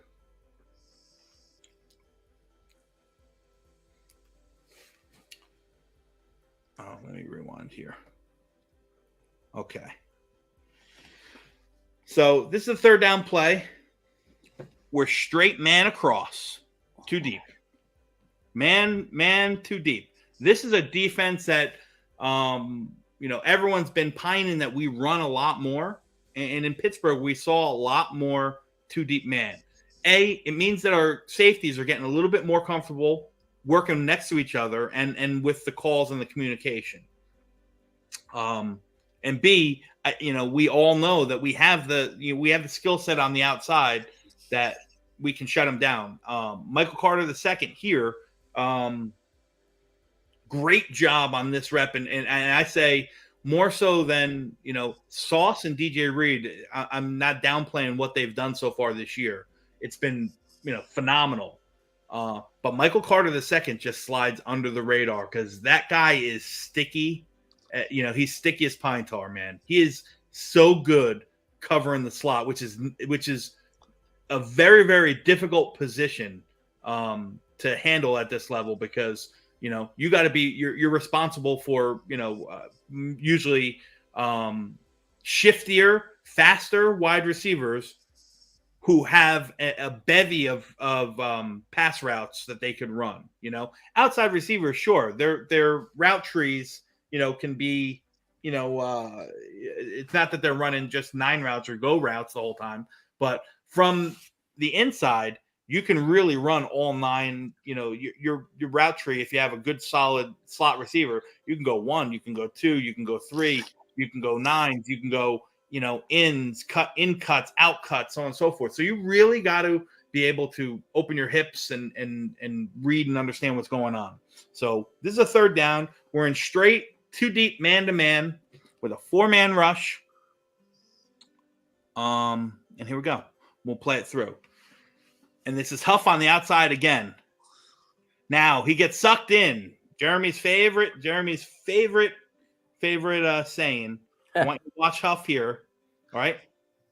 So we got 1, 2, 3, and Lawson out here in the wide 9. So there's your 4 rushers, right? Huff makes a great move inside. Okay. Now JFM. Now, if he's going to move inside like that, you got to get up the field this way. You got to get the field this way. You can beat your guy inside. That's fine.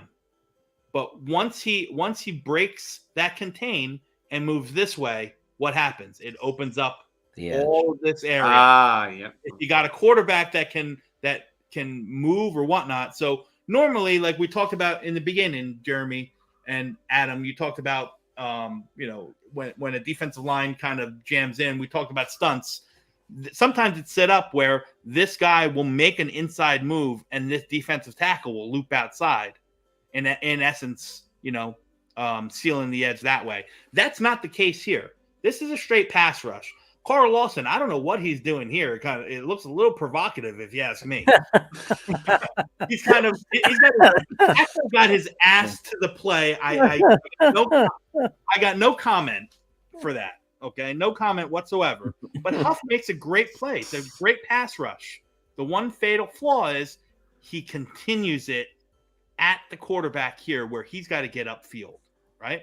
If he gets upfield here, like you can see this hand moving, right? Yes. Mm-hmm. Yeah.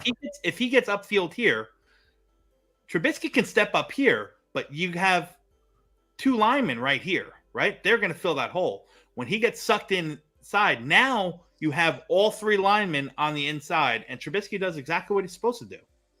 He just rolls out, right? Great pressure. Lost his contain. All right. Allows Trubisky, who's a mobile quarterback, to roll right. Now, it's a good thing that we had great coverage on the play. And here's Michael Carter. Who's that? Oh, he makes a great play and stops the play, 4th down. I'm going to rewind that and who's watch 91 on that play? JFM. That was a nice play by JFM too. Well, he held his spot and he did exactly what he was supposed to do. The problem is that Bryce Huff didn't.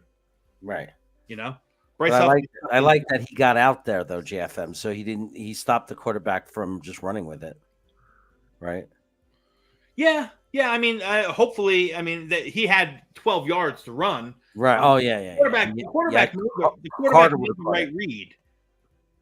I'm sorry, I went too far.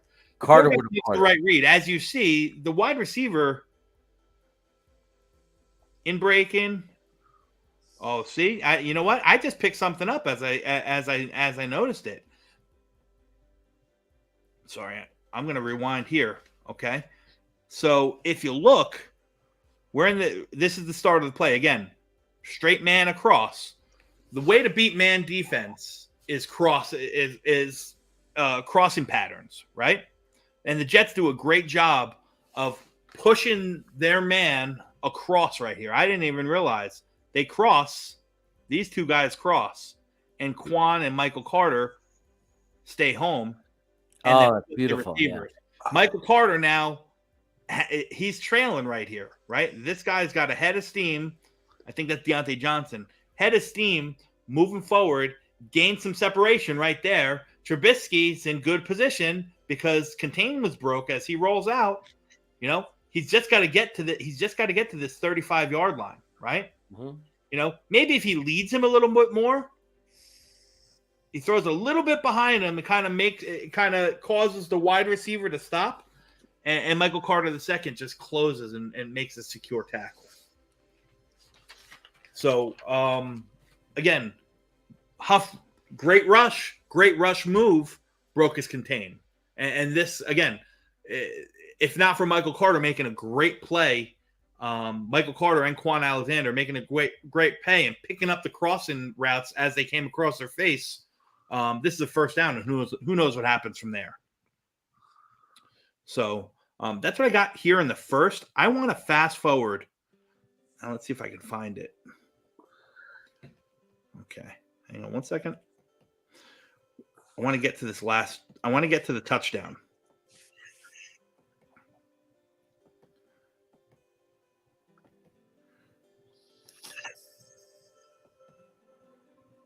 Bear with me 1 second, guys. This was the field goal, right?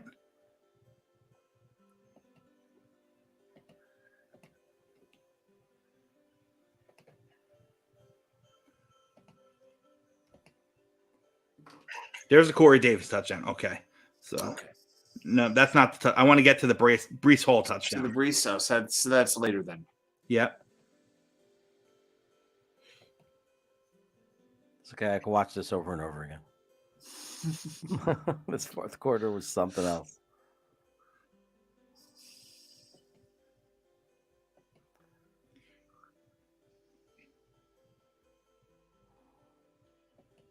Pickett running, scrambling. I think this is the interception. Nope. Next play is. Nope. Oh, it's okay. That's What a all bad- one Pickens. Then the net. What a bad throw that was. What a bad throw. Great play on the ball by Pickens. Yeah. And the next play is the pick. I believe. Pause after Carter gave up the pass, then he had the pick. There it is. Nice late shot from Pickens there. Just want to point that out. Pickett's got happy feet. If you watch him, see him. He knows what to do. He doesn't set his feet. Great play over here, so on and so forth. And that should have been a penalty right there, if you ask me. But Yep. Who am I? Now I'm going to fast forward to our touchdown.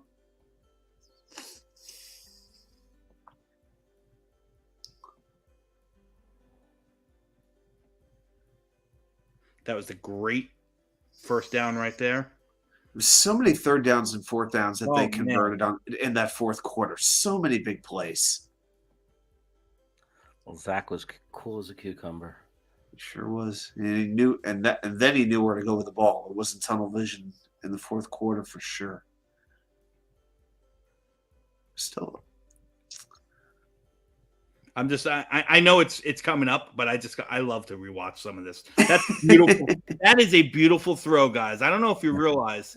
If you watch where he puts this ball, I want you to watch where he puts this ball. The only place, the only person that could get that is Corey Davis. The only person that could get that is Corey Davis. It's such precise pass throw right there. and wasn't that on fourth down, if I remember correctly? No, that one was a third down. That was the third down because I know he had a big fourth down conversion. He did. That was a but previous that was drive. a little, That was that a was a prior little drive. angle out. Yeah, you're right. Okay, here we go. So here's the touchdown. All right. Who did we all think was? Let me ask you, Adam. I'll ask you first. Who was the hero? Who? If you had to give out your 3 stars for the game in Pittsburgh, who would you give your first star to? My first star would probably be Lamarcus Joyner.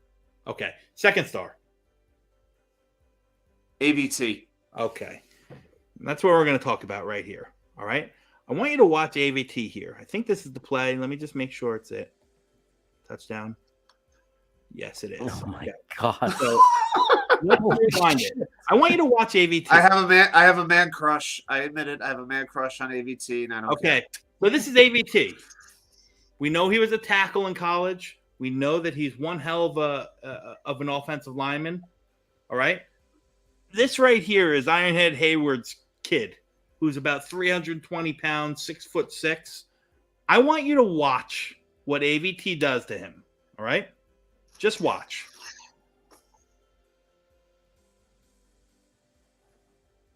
AVT single-handedly makes that hole for Brees Hall. And that was that Hayward?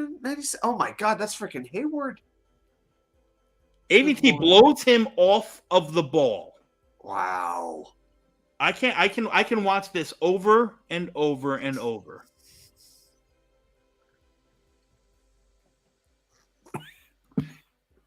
That left hand, for as much grief as we've been giving Lakin, that play right there, Lakin and AVT got us that touchdown.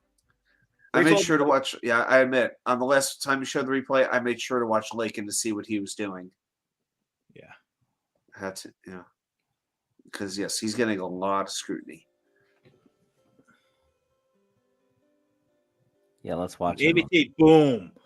He's just a man right there. That's Yeah, a man playing football. He And and that's our Lakin, win, ladies and gentlemen. he and Lakin Tomlinson together were like just a wall. They just created so much separation. Yeah, it was that play I had to point out just to give the proper credit where credit is due on what AVP did. So, that's what I got from the. Listen, I got a lot. I got a lot more on the offensive side, which I'm not going to break down right now. And if you're interested in in any of it, I do have a article that's set to be put out on greenbeanjetsfan.com where I really break down the highs and lows of Zach Wilson in the Pittsburgh game. And that I touched a lot more on the offensive side of the ball of this game. Here, specifically for you, Jeremy, I wanted to talk about the defensive fronts and what we saw and some stuff that we need to clean up. Listen, we clean up a little bit of these things and it's football. And listen, these guys, you're not going to win every rep. We'd be silly to say that we can, we should win every single rep that you play. That's not going to happen. You're going to make mistakes, but I think it just showed, especially in that Bryce Huff pass rush. It just shows like what a great move he made to get inside of that tackle, and one little fatal flaw by continuing at an angle towards the pylon instead of going upfield could have caused a big tragedy. Didn't, Michael Carter II was there to save the day, but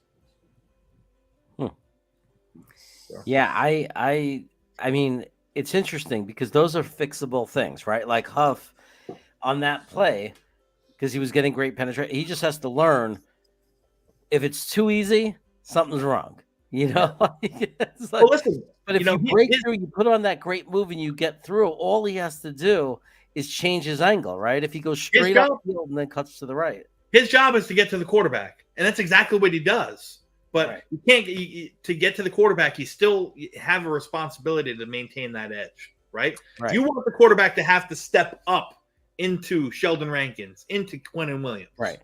You don't want to propel him in open space. Good point. Exactly. You go straight up, then you cut to the right and force him up into Quincy or get the sack. Yeah. Now again on that play, I don't know what Carl Lawson was doing. He was doing the backing that thing up into the left tackle, but that's for another film study. Well, he heard that Green Bean loves tight ends, so. A couple little cuts of things that I picked up from this Pittsburgh game. Again, I was very, very, very pleased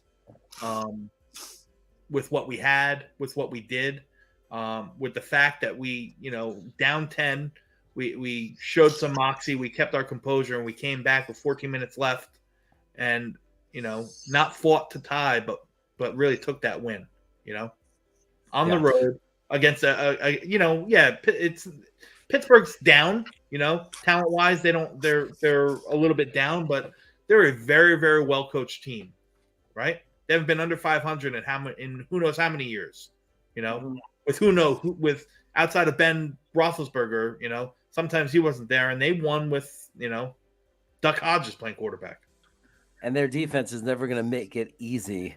That's right, ever. No, especially in the fourth quarter. So. That's right. Actually, hey Dom, I actually do have one question for you, just general terms. How about what did you notice with all 22 for the right side of the offensive line, particularly Herbig and when McDermott came in for Mitchell? Did anything stand out to you about those two guys one way or another? Yeah. So I'm going to say this, and I'm just going to be honest. I really didn't watch Herbig with a fine-tooth comb, and when I go through it again tomorrow, because I will. He's one of the guys I really want to look at. But I will say this. Connor McDermott wasn't terrible. All right? Connor McDermott played a better game in Pittsburgh on tape with my eyes. Played a better game than Max Mitchell did, before the injury. Max Mitchell was having a rough day. Yep. He was having a rough go at it. Connor McDermott held his own, and I'll say this: Connor McDermott, maybe his home is a right tackle. Listen, ideally, I want him to be the right side, right tackle, number 50, 53 man on the bench. Thank you, Knobcraft. I appreciate that. But in a pinch, he came in and he does a job. And me and Jeremy last Friday, hang on, I got to plug in, guys, because I'm running out of power. 1 second.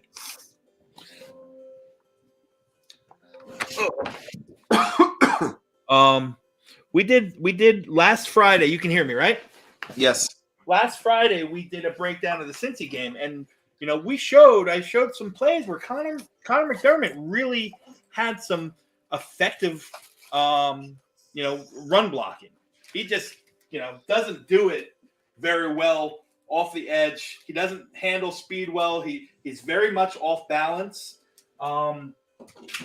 So he's just not. I don't think he's got the chops. I don't think he's cut to be a left tackle in the NFL. When he was in there on the right side, not too bad. Serviceable. I'll say that. I mean, we'll take serviceable from him if that's what he has to give. But hopefully with some of the other guys that we've signed, we can make the line even better than it was. And it'd be nice for the guys on this offensive line to have a couple of games of continuity. Yeah. It seems like every day it's like you put all the offensive linemen into a hat, pull 5 random names, and this is where they're going to line up, with the exception of left guard and center. Yeah. So listen, and we're at it again this week. Who knows what the lineup's going to be? I guess ideally you hope that Remmers is up to speed. I can't imagine. And listen, I would have bet my mortgage that AVT wasn't going to move the left tackle, and I would have lost. So I'm willing to make that bet that I don't see him play a 4th position in right tackle this week. But I guess you never say never. Kudos to the kid for stepping up and doing whatever's necessary for the team. And he's going to be the Joe Klecko of offense. He's going to make Pro Bowl at 3 or 4 different offensive line positions. Having the play of the game, like the winning play, like you showed, there's nobody did more on that play than him. Look what he did. He literally pushed one of their biggest guys like 5 feet. Yeah, just crazy. So crazy. I mean, kudos to Brees as well for a young guy in his 4th or 5th game ever, 4th game, pushing so hard and fighting so hard for the getting that ball over the plane. I mean, that was good stuff. Yeah scared the living bejesus out of me, though. Yeah Oh, Green Bean started to go off on him right before they changed the call. He goes, "You see, that's what Brees Hall got a lot." And then I scream with my brother because they put up the graphic that it was overturned. Touchdown! And he stopped and he said, "No." And he said, "Never mind, I love him." Yeah. And he was getting on solid too for letting the time run down. Like he wanted to call the timeouts on that last drive during. But when he does his recap video, it's going to not focus on any of that. It's only going to focus on me and how I had given up and was writing the Jets off and the coaches off. He's going to focus on that, and then he's going to focus on that, and he's going to make me look really foolish. I was down in the dumps, dude, when they scored. I watched it. I watched the replay of the live stream. Yeah. I think I was taking screenshots of it. I think I was sending them to you. Yeah, I loved it. I love the screenshot of my favorite moment when I watched it back. I didn't even remember it was when I, after hugging my brother, stuck my face into the camera of the computer and screamed, "Yep, it's a touchdown!" And you're like going in and out because of the green screen. It was like right out of it was like out of a horror movie celebration in a horror movie because like part of your face was gone. It was so weird. But yeah, it was pretty friggin' awesome to watch that. No doubt. I was so angry. I was less positive about the Pitts coming back against Pittsburgh than I was about Cleveland. As crazy as that might sound, I felt more down when Pickett scored the second touchdown. I'm like, you have to be kidding. Yeah. Ugh. Yeah. I thought that was the beginning of the end of the season. I honestly did. I was filled with dread as soon as Boswell made that field goal at the end of the first half. Right at that moment, I'm like, this is where it all falls apart. And for the third quarter, it did. But they found another gear. They did what they had to do in the fourth quarter. So credit to the coaching staff for sure. Listen, I felt the wind come right out of my sail in Zach's interception down in the corner when we were up 10-0 or 10-3, I'm sorry. And that interception was just he forced the ball again, fell into, locking onto his receiver, knew where he, thought he had something, and it didn't. And, you could say that, the cornerback made a good play, came off his man, reached in. But what no one talks about was Zach's on the far hash and tries to throw 35 yards down and across the field. The cornerback only had to move off 10 yards to get to the ball. They were manned up across the whole defense. And, Zach spots Jeff Smith get a little bit on a crossing route, gets a little bit of separation, and he tries to lead him into the corner, but he leads him into the corner where Elijah Moore is standing there with his defender, right? So all he has to do is take 3 little nice, easy steps back, and the ball's in his hands. So the wind came out of my sails there. I said that's when I said shit. I fully admit it. I said shit. Zach didn't learn. He just didn't learn from last year. Situation like that, you're going to get points. You're going to be up 10 points going into the half. Take your medicine. Don't be a hero. Yep. So 18 seconds in. Yeah, Greenby was stressing about the time. It's true about the penalty or the runoff of the clock. You got to be careful of stuff like that. So, but we had the timeout, so I think the thinking was trust your team, make sure we run the clock down, and they don't have any time. Yeah.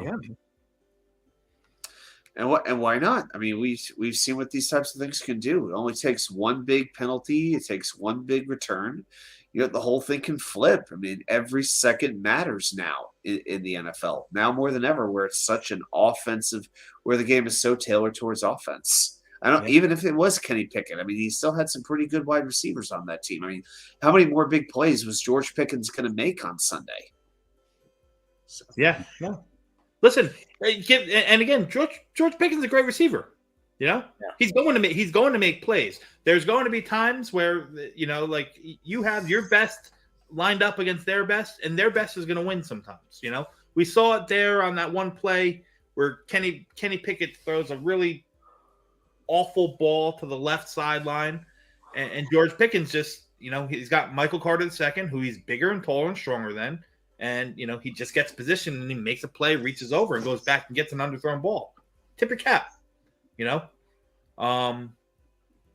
But yeah, all in all, man, I couldn't have been happier. I know everyone felt, the curse of the rookie quarterback coming in was going to come back. But I think as you watch that game over and over, you see really how much of a rookie Kenny Pickett was. Underthrowing balls, happy feet, not really having a full grasp of the offense. He made some nice plays with his feet, scored a couple touchdowns, short touchdowns, ballsy call by Tomlin to go for it on 4th down in your own, on your own side of the field. And he got it. So he's got some learning to do, man. And he's got a bit of growing up to do too. I think he was talking a little bit. I mean, I don't know. He's got a I think Tomlin better have a little conversation. Like, energy is one thing, but I think he was getting a little bit full of himself in that second half. I really do. Yeah. You could see it. Yeah. So, but hey, man, we got the win, we got the W. Now we go into Miami. You want to do some predictions? We'll start with Watts, 2K99. You put some thought into this. And I'm not going to hold. I saw your video, so I know what your prediction is. My prediction, but I haven't done. I still have a few videos I haven't done yet. I still have to do the 5 bold predictions. I got those ready to go, but I am predicting a final score of Jets 31, Dolphins 21. I think the Dolphins will have one or two big plays for touchdowns. I could see that. But at the end of the day, I think the Jets are going to knock Teddy Bridgewater around in this game. I think it is going to be a very long game for the Teddy Bear. And I do think, though, see what's interesting? Mike Gesicki has only had 10 targets all year in the pass game. Not 10 catches, 10 targets in 4 games. I'll be very interested to see if Bridgewater, now that 2 is out of the way, goes towards the middle of the field and tries to avoid the Jets cover corners on the outside. That's going to be fascinating to watch, is the focus of this. And by the way, that Dolphins run game, 3 yards per carry. Not much different than Cincy and not that much different with Pittsburgh. We saw what the Jets did. So I really think this Jets defense is going to be a very troublesome matchup for the Dolphins. Yeah, I'm picking the Jets. Well, okay. I'm gonna pick the Jets as well, just because I'm always gonna pick the Jets. That's just what it is. No, listen, when you have 2 coaching staffs who are so closely intertwined and know each other not only at a personal level but a professional level, you can expect a very well played, close game. I'm not a betting man, but if I was, I'd be taking the points on this one, without a doubt. I think that, I think there's a very, very small chance, less of a chance of it being a blowout one way or another than to have a game similar to, around the score that Wat2K said. I think it's going to be, less than a touchdown. I'm going to go ahead and predict 27-21 Jets. Interesting. I think they shut down the run. I think they shut down the run game. I think it's going to be a game that's not very fun to watch. Like I can promise you this: I will not be watching the live stream of Jeremy and Green Bean because I'm expecting a very, very soft shell defense from Robert Saleh and Jeff Ulbrich. There's going to be a lot of dink and dunks from the Miami side. Jets are going to have to do everything to keep the play in front of them. If that means give up 3 or 4 yards every down, so be it. They're going to do everything they can to avoid the big play. I think you're going to see a lot of high-low brackets with the cornerback and safety help on Tyreek Hill's side. I don't think, although everyone's pining for it, I don't think you're going to see a lot of locked man-on-man with our cornerbacks and the wide receivers. I think we will play as strong as our safeties allow us in this game. They're going to be very vital to holding everything in front of us. It's going to be a soft zone defense, but I think all in all, I think the Jets are going to have I think this is going to be the start of something good for our offense.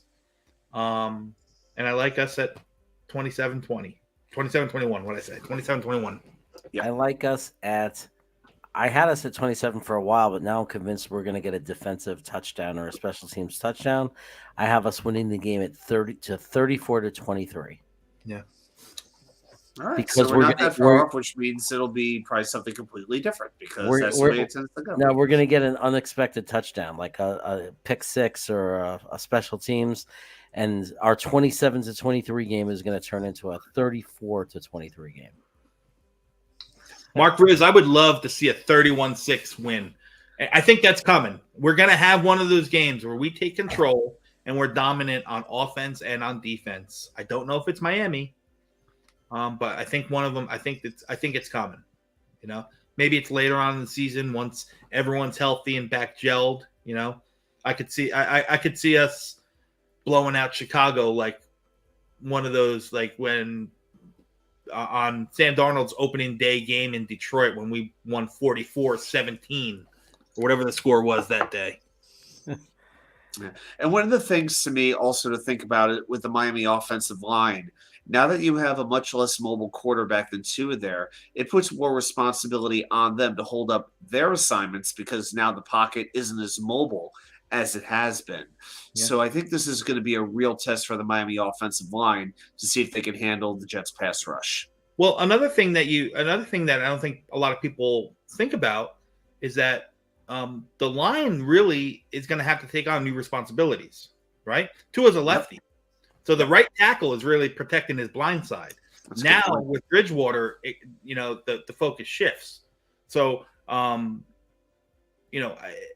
Armstrong on the left side against Carl Lawson is going to be very, very, very good battle.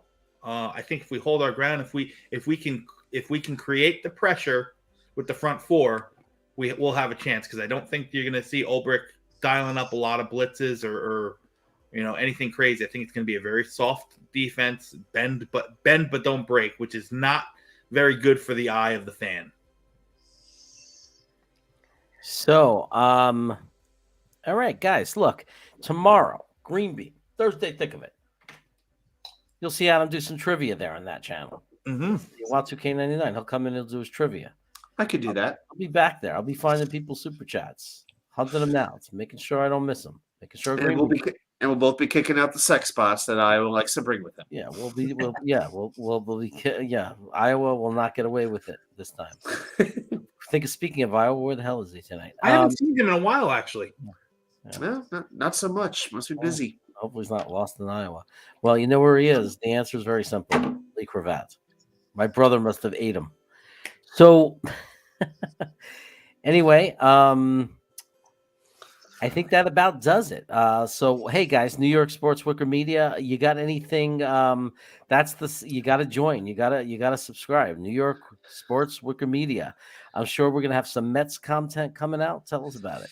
Oh yeah, there's going to be some of that for sure. Now that the playoffs are underway, I think I'm. And I actually passed the 100 video mark recently, so the content is going up and getting some new subscribers lately. So I thank everybody who has been doing that. There will definitely be some Mets content. I think I might talk about the ideal Mets playoff roster. It's a 26-man roster, and I think I got some interesting ideas on what I would do as far as setting that up. I've thought about doing a video just kind of breaking down my thoughts, but it was going to be a very depressing video. I decided not to. I decided not to release that one. Let me ask you one question, Adam. About anything you want. Yeah. Is Darren Ruff on your 26-man roster? Not a chance. Not a chance. See, I think at this point, I think Joey Lucchese's got a better chance of being on my roster than Darren Ruff. And he hasn't pitched in the majors this year, so I don't think you have to worry about that. I think he's injured anyway, but that's kind of like an easy excuse. So I'm trying to get myself excited again because it's like I said, there's two things in sports I hate more than anything else: the Atlanta Braves and whatever team has Tom Brady on it. Yeah. So this is extra personal for me to lose that, and to me, the only way the Mets are making this up is by winning the pennant. By winning the National League. Without that, the season to me is now a disappointment, losing that division to that team after being in first nearly the entire year. There probably will be some Ranger stuff coming out too, with the season starting in the very near future. And the Ranger stuff's been getting a lot of views. It really, really has. So, but I keep saying it. If something moves me, I will record it. And in the next 2 days, you'll see my confidence picks for week 5, where I will pick winners for every single game and rate my confidence level on them. And will be my 5 bold predictions. That is all released by Saturday. And then Sunday night will be the 3 plays you may not recall that affected the outcome of the game. Can't wait to do it. And then we get to do it again and again and again. And I love doing it. Amen. Anything you want to talk about, Domsey? Listen, I got a good article, which I'm not trying to step on a soapbox or anything, but I think it was one of my favorites that I've written so far that'll be posted very shortly. It's up, probably posted tomorrow on greenbeanjetsfan.com. Please, if you have a chance, get out there, hop on the website, read the articles, leave a comment. It helps, it helps Green Bean immensely, and it also helps put my name out there for the little things that I enjoy to do and like to do. I'm going to be spending the next couple days really diving into Miami's tape, watching their tendencies and seeing how we can attack them both offensively and defensively. All right. Can't wait to find out. Yeah, Okay. looking forward to seeing that. And you guys know my deal. Look for my videos. I've been doing videos. Look for my vids. Support my 49ers Chaos channel. Help me with the algorithm. Give me some subs. Let me break 100 so I get to rename it. That kind of stuff. Eventually, I'm going to have to get some Niners people on there. Hopefully, Tammy's going to get over there. I got a Niners expert who knows the Niners inside out. Who's going to be doing a live show with me every week. So I'll have that going. I don't know why I'm talking about it here because I know you guys talk about the Jets. I'll be here or care about the Jets. I'll be here every Wednesday still. Wacky Wednesday. Love doing it. We'll be every once in a while hanging out on Friday nights with the Friday night shows, whether it's here, whether it's at Nick. It doesn't matter where it is. We'll be doing it. You know me, and you never know when I'm going to pop in. So thanks for all the support, everybody. It was a great night. I appreciate everybody in the chat, everybody that watches this after the fact, everybody who's listening and not in the chat. Appreciate everyone. But I particularly appreciate Watsu-K99, my co-host, and I appreciate Harrison for coming on tonight. And of course, I appreciate the highlight of the evening, which was Dom C's breakdown, which was great. Thank you, guys. Thank you, everybody. And I'll leave you with this. I would regret it if people look back at the first episode and you weren't on it. Yeah, well, I like that. It's called forward thinking. One of the worst beats in the world. We do. Our beat is horrible. Connor could shove that article up his ass. And then I went to that game, and I was like, this is the greatest team I've ever seen in my life. I'm a Jet fan. This is going to be the greatest run ever. Yeah. No, because if they take a Kwanu, I'm not complaining. Joe Douglas is the king of keeping shit close to the vest. A 2, a 4, and a 6 for Darnold. Did the Jets really ruin Sam Darnold, or did Sam Darnold just suck all along and we were just trying to talk ourselves into it? And Hamilton is a player who can potentially make a very big impact. And suddenly here we are today. You can't get rid of it. Right. It's like a plague. Joe Douglas was hired because he's not those general managers. Okay, Luscious. Somebody is going to fall just like Elijah Moore did, just like Michael Carter did. You know, if you had one sentence to say to Joe Douglas, what would you say? So you would say, you had me at hello, and then give him a big old wet one right on the smack.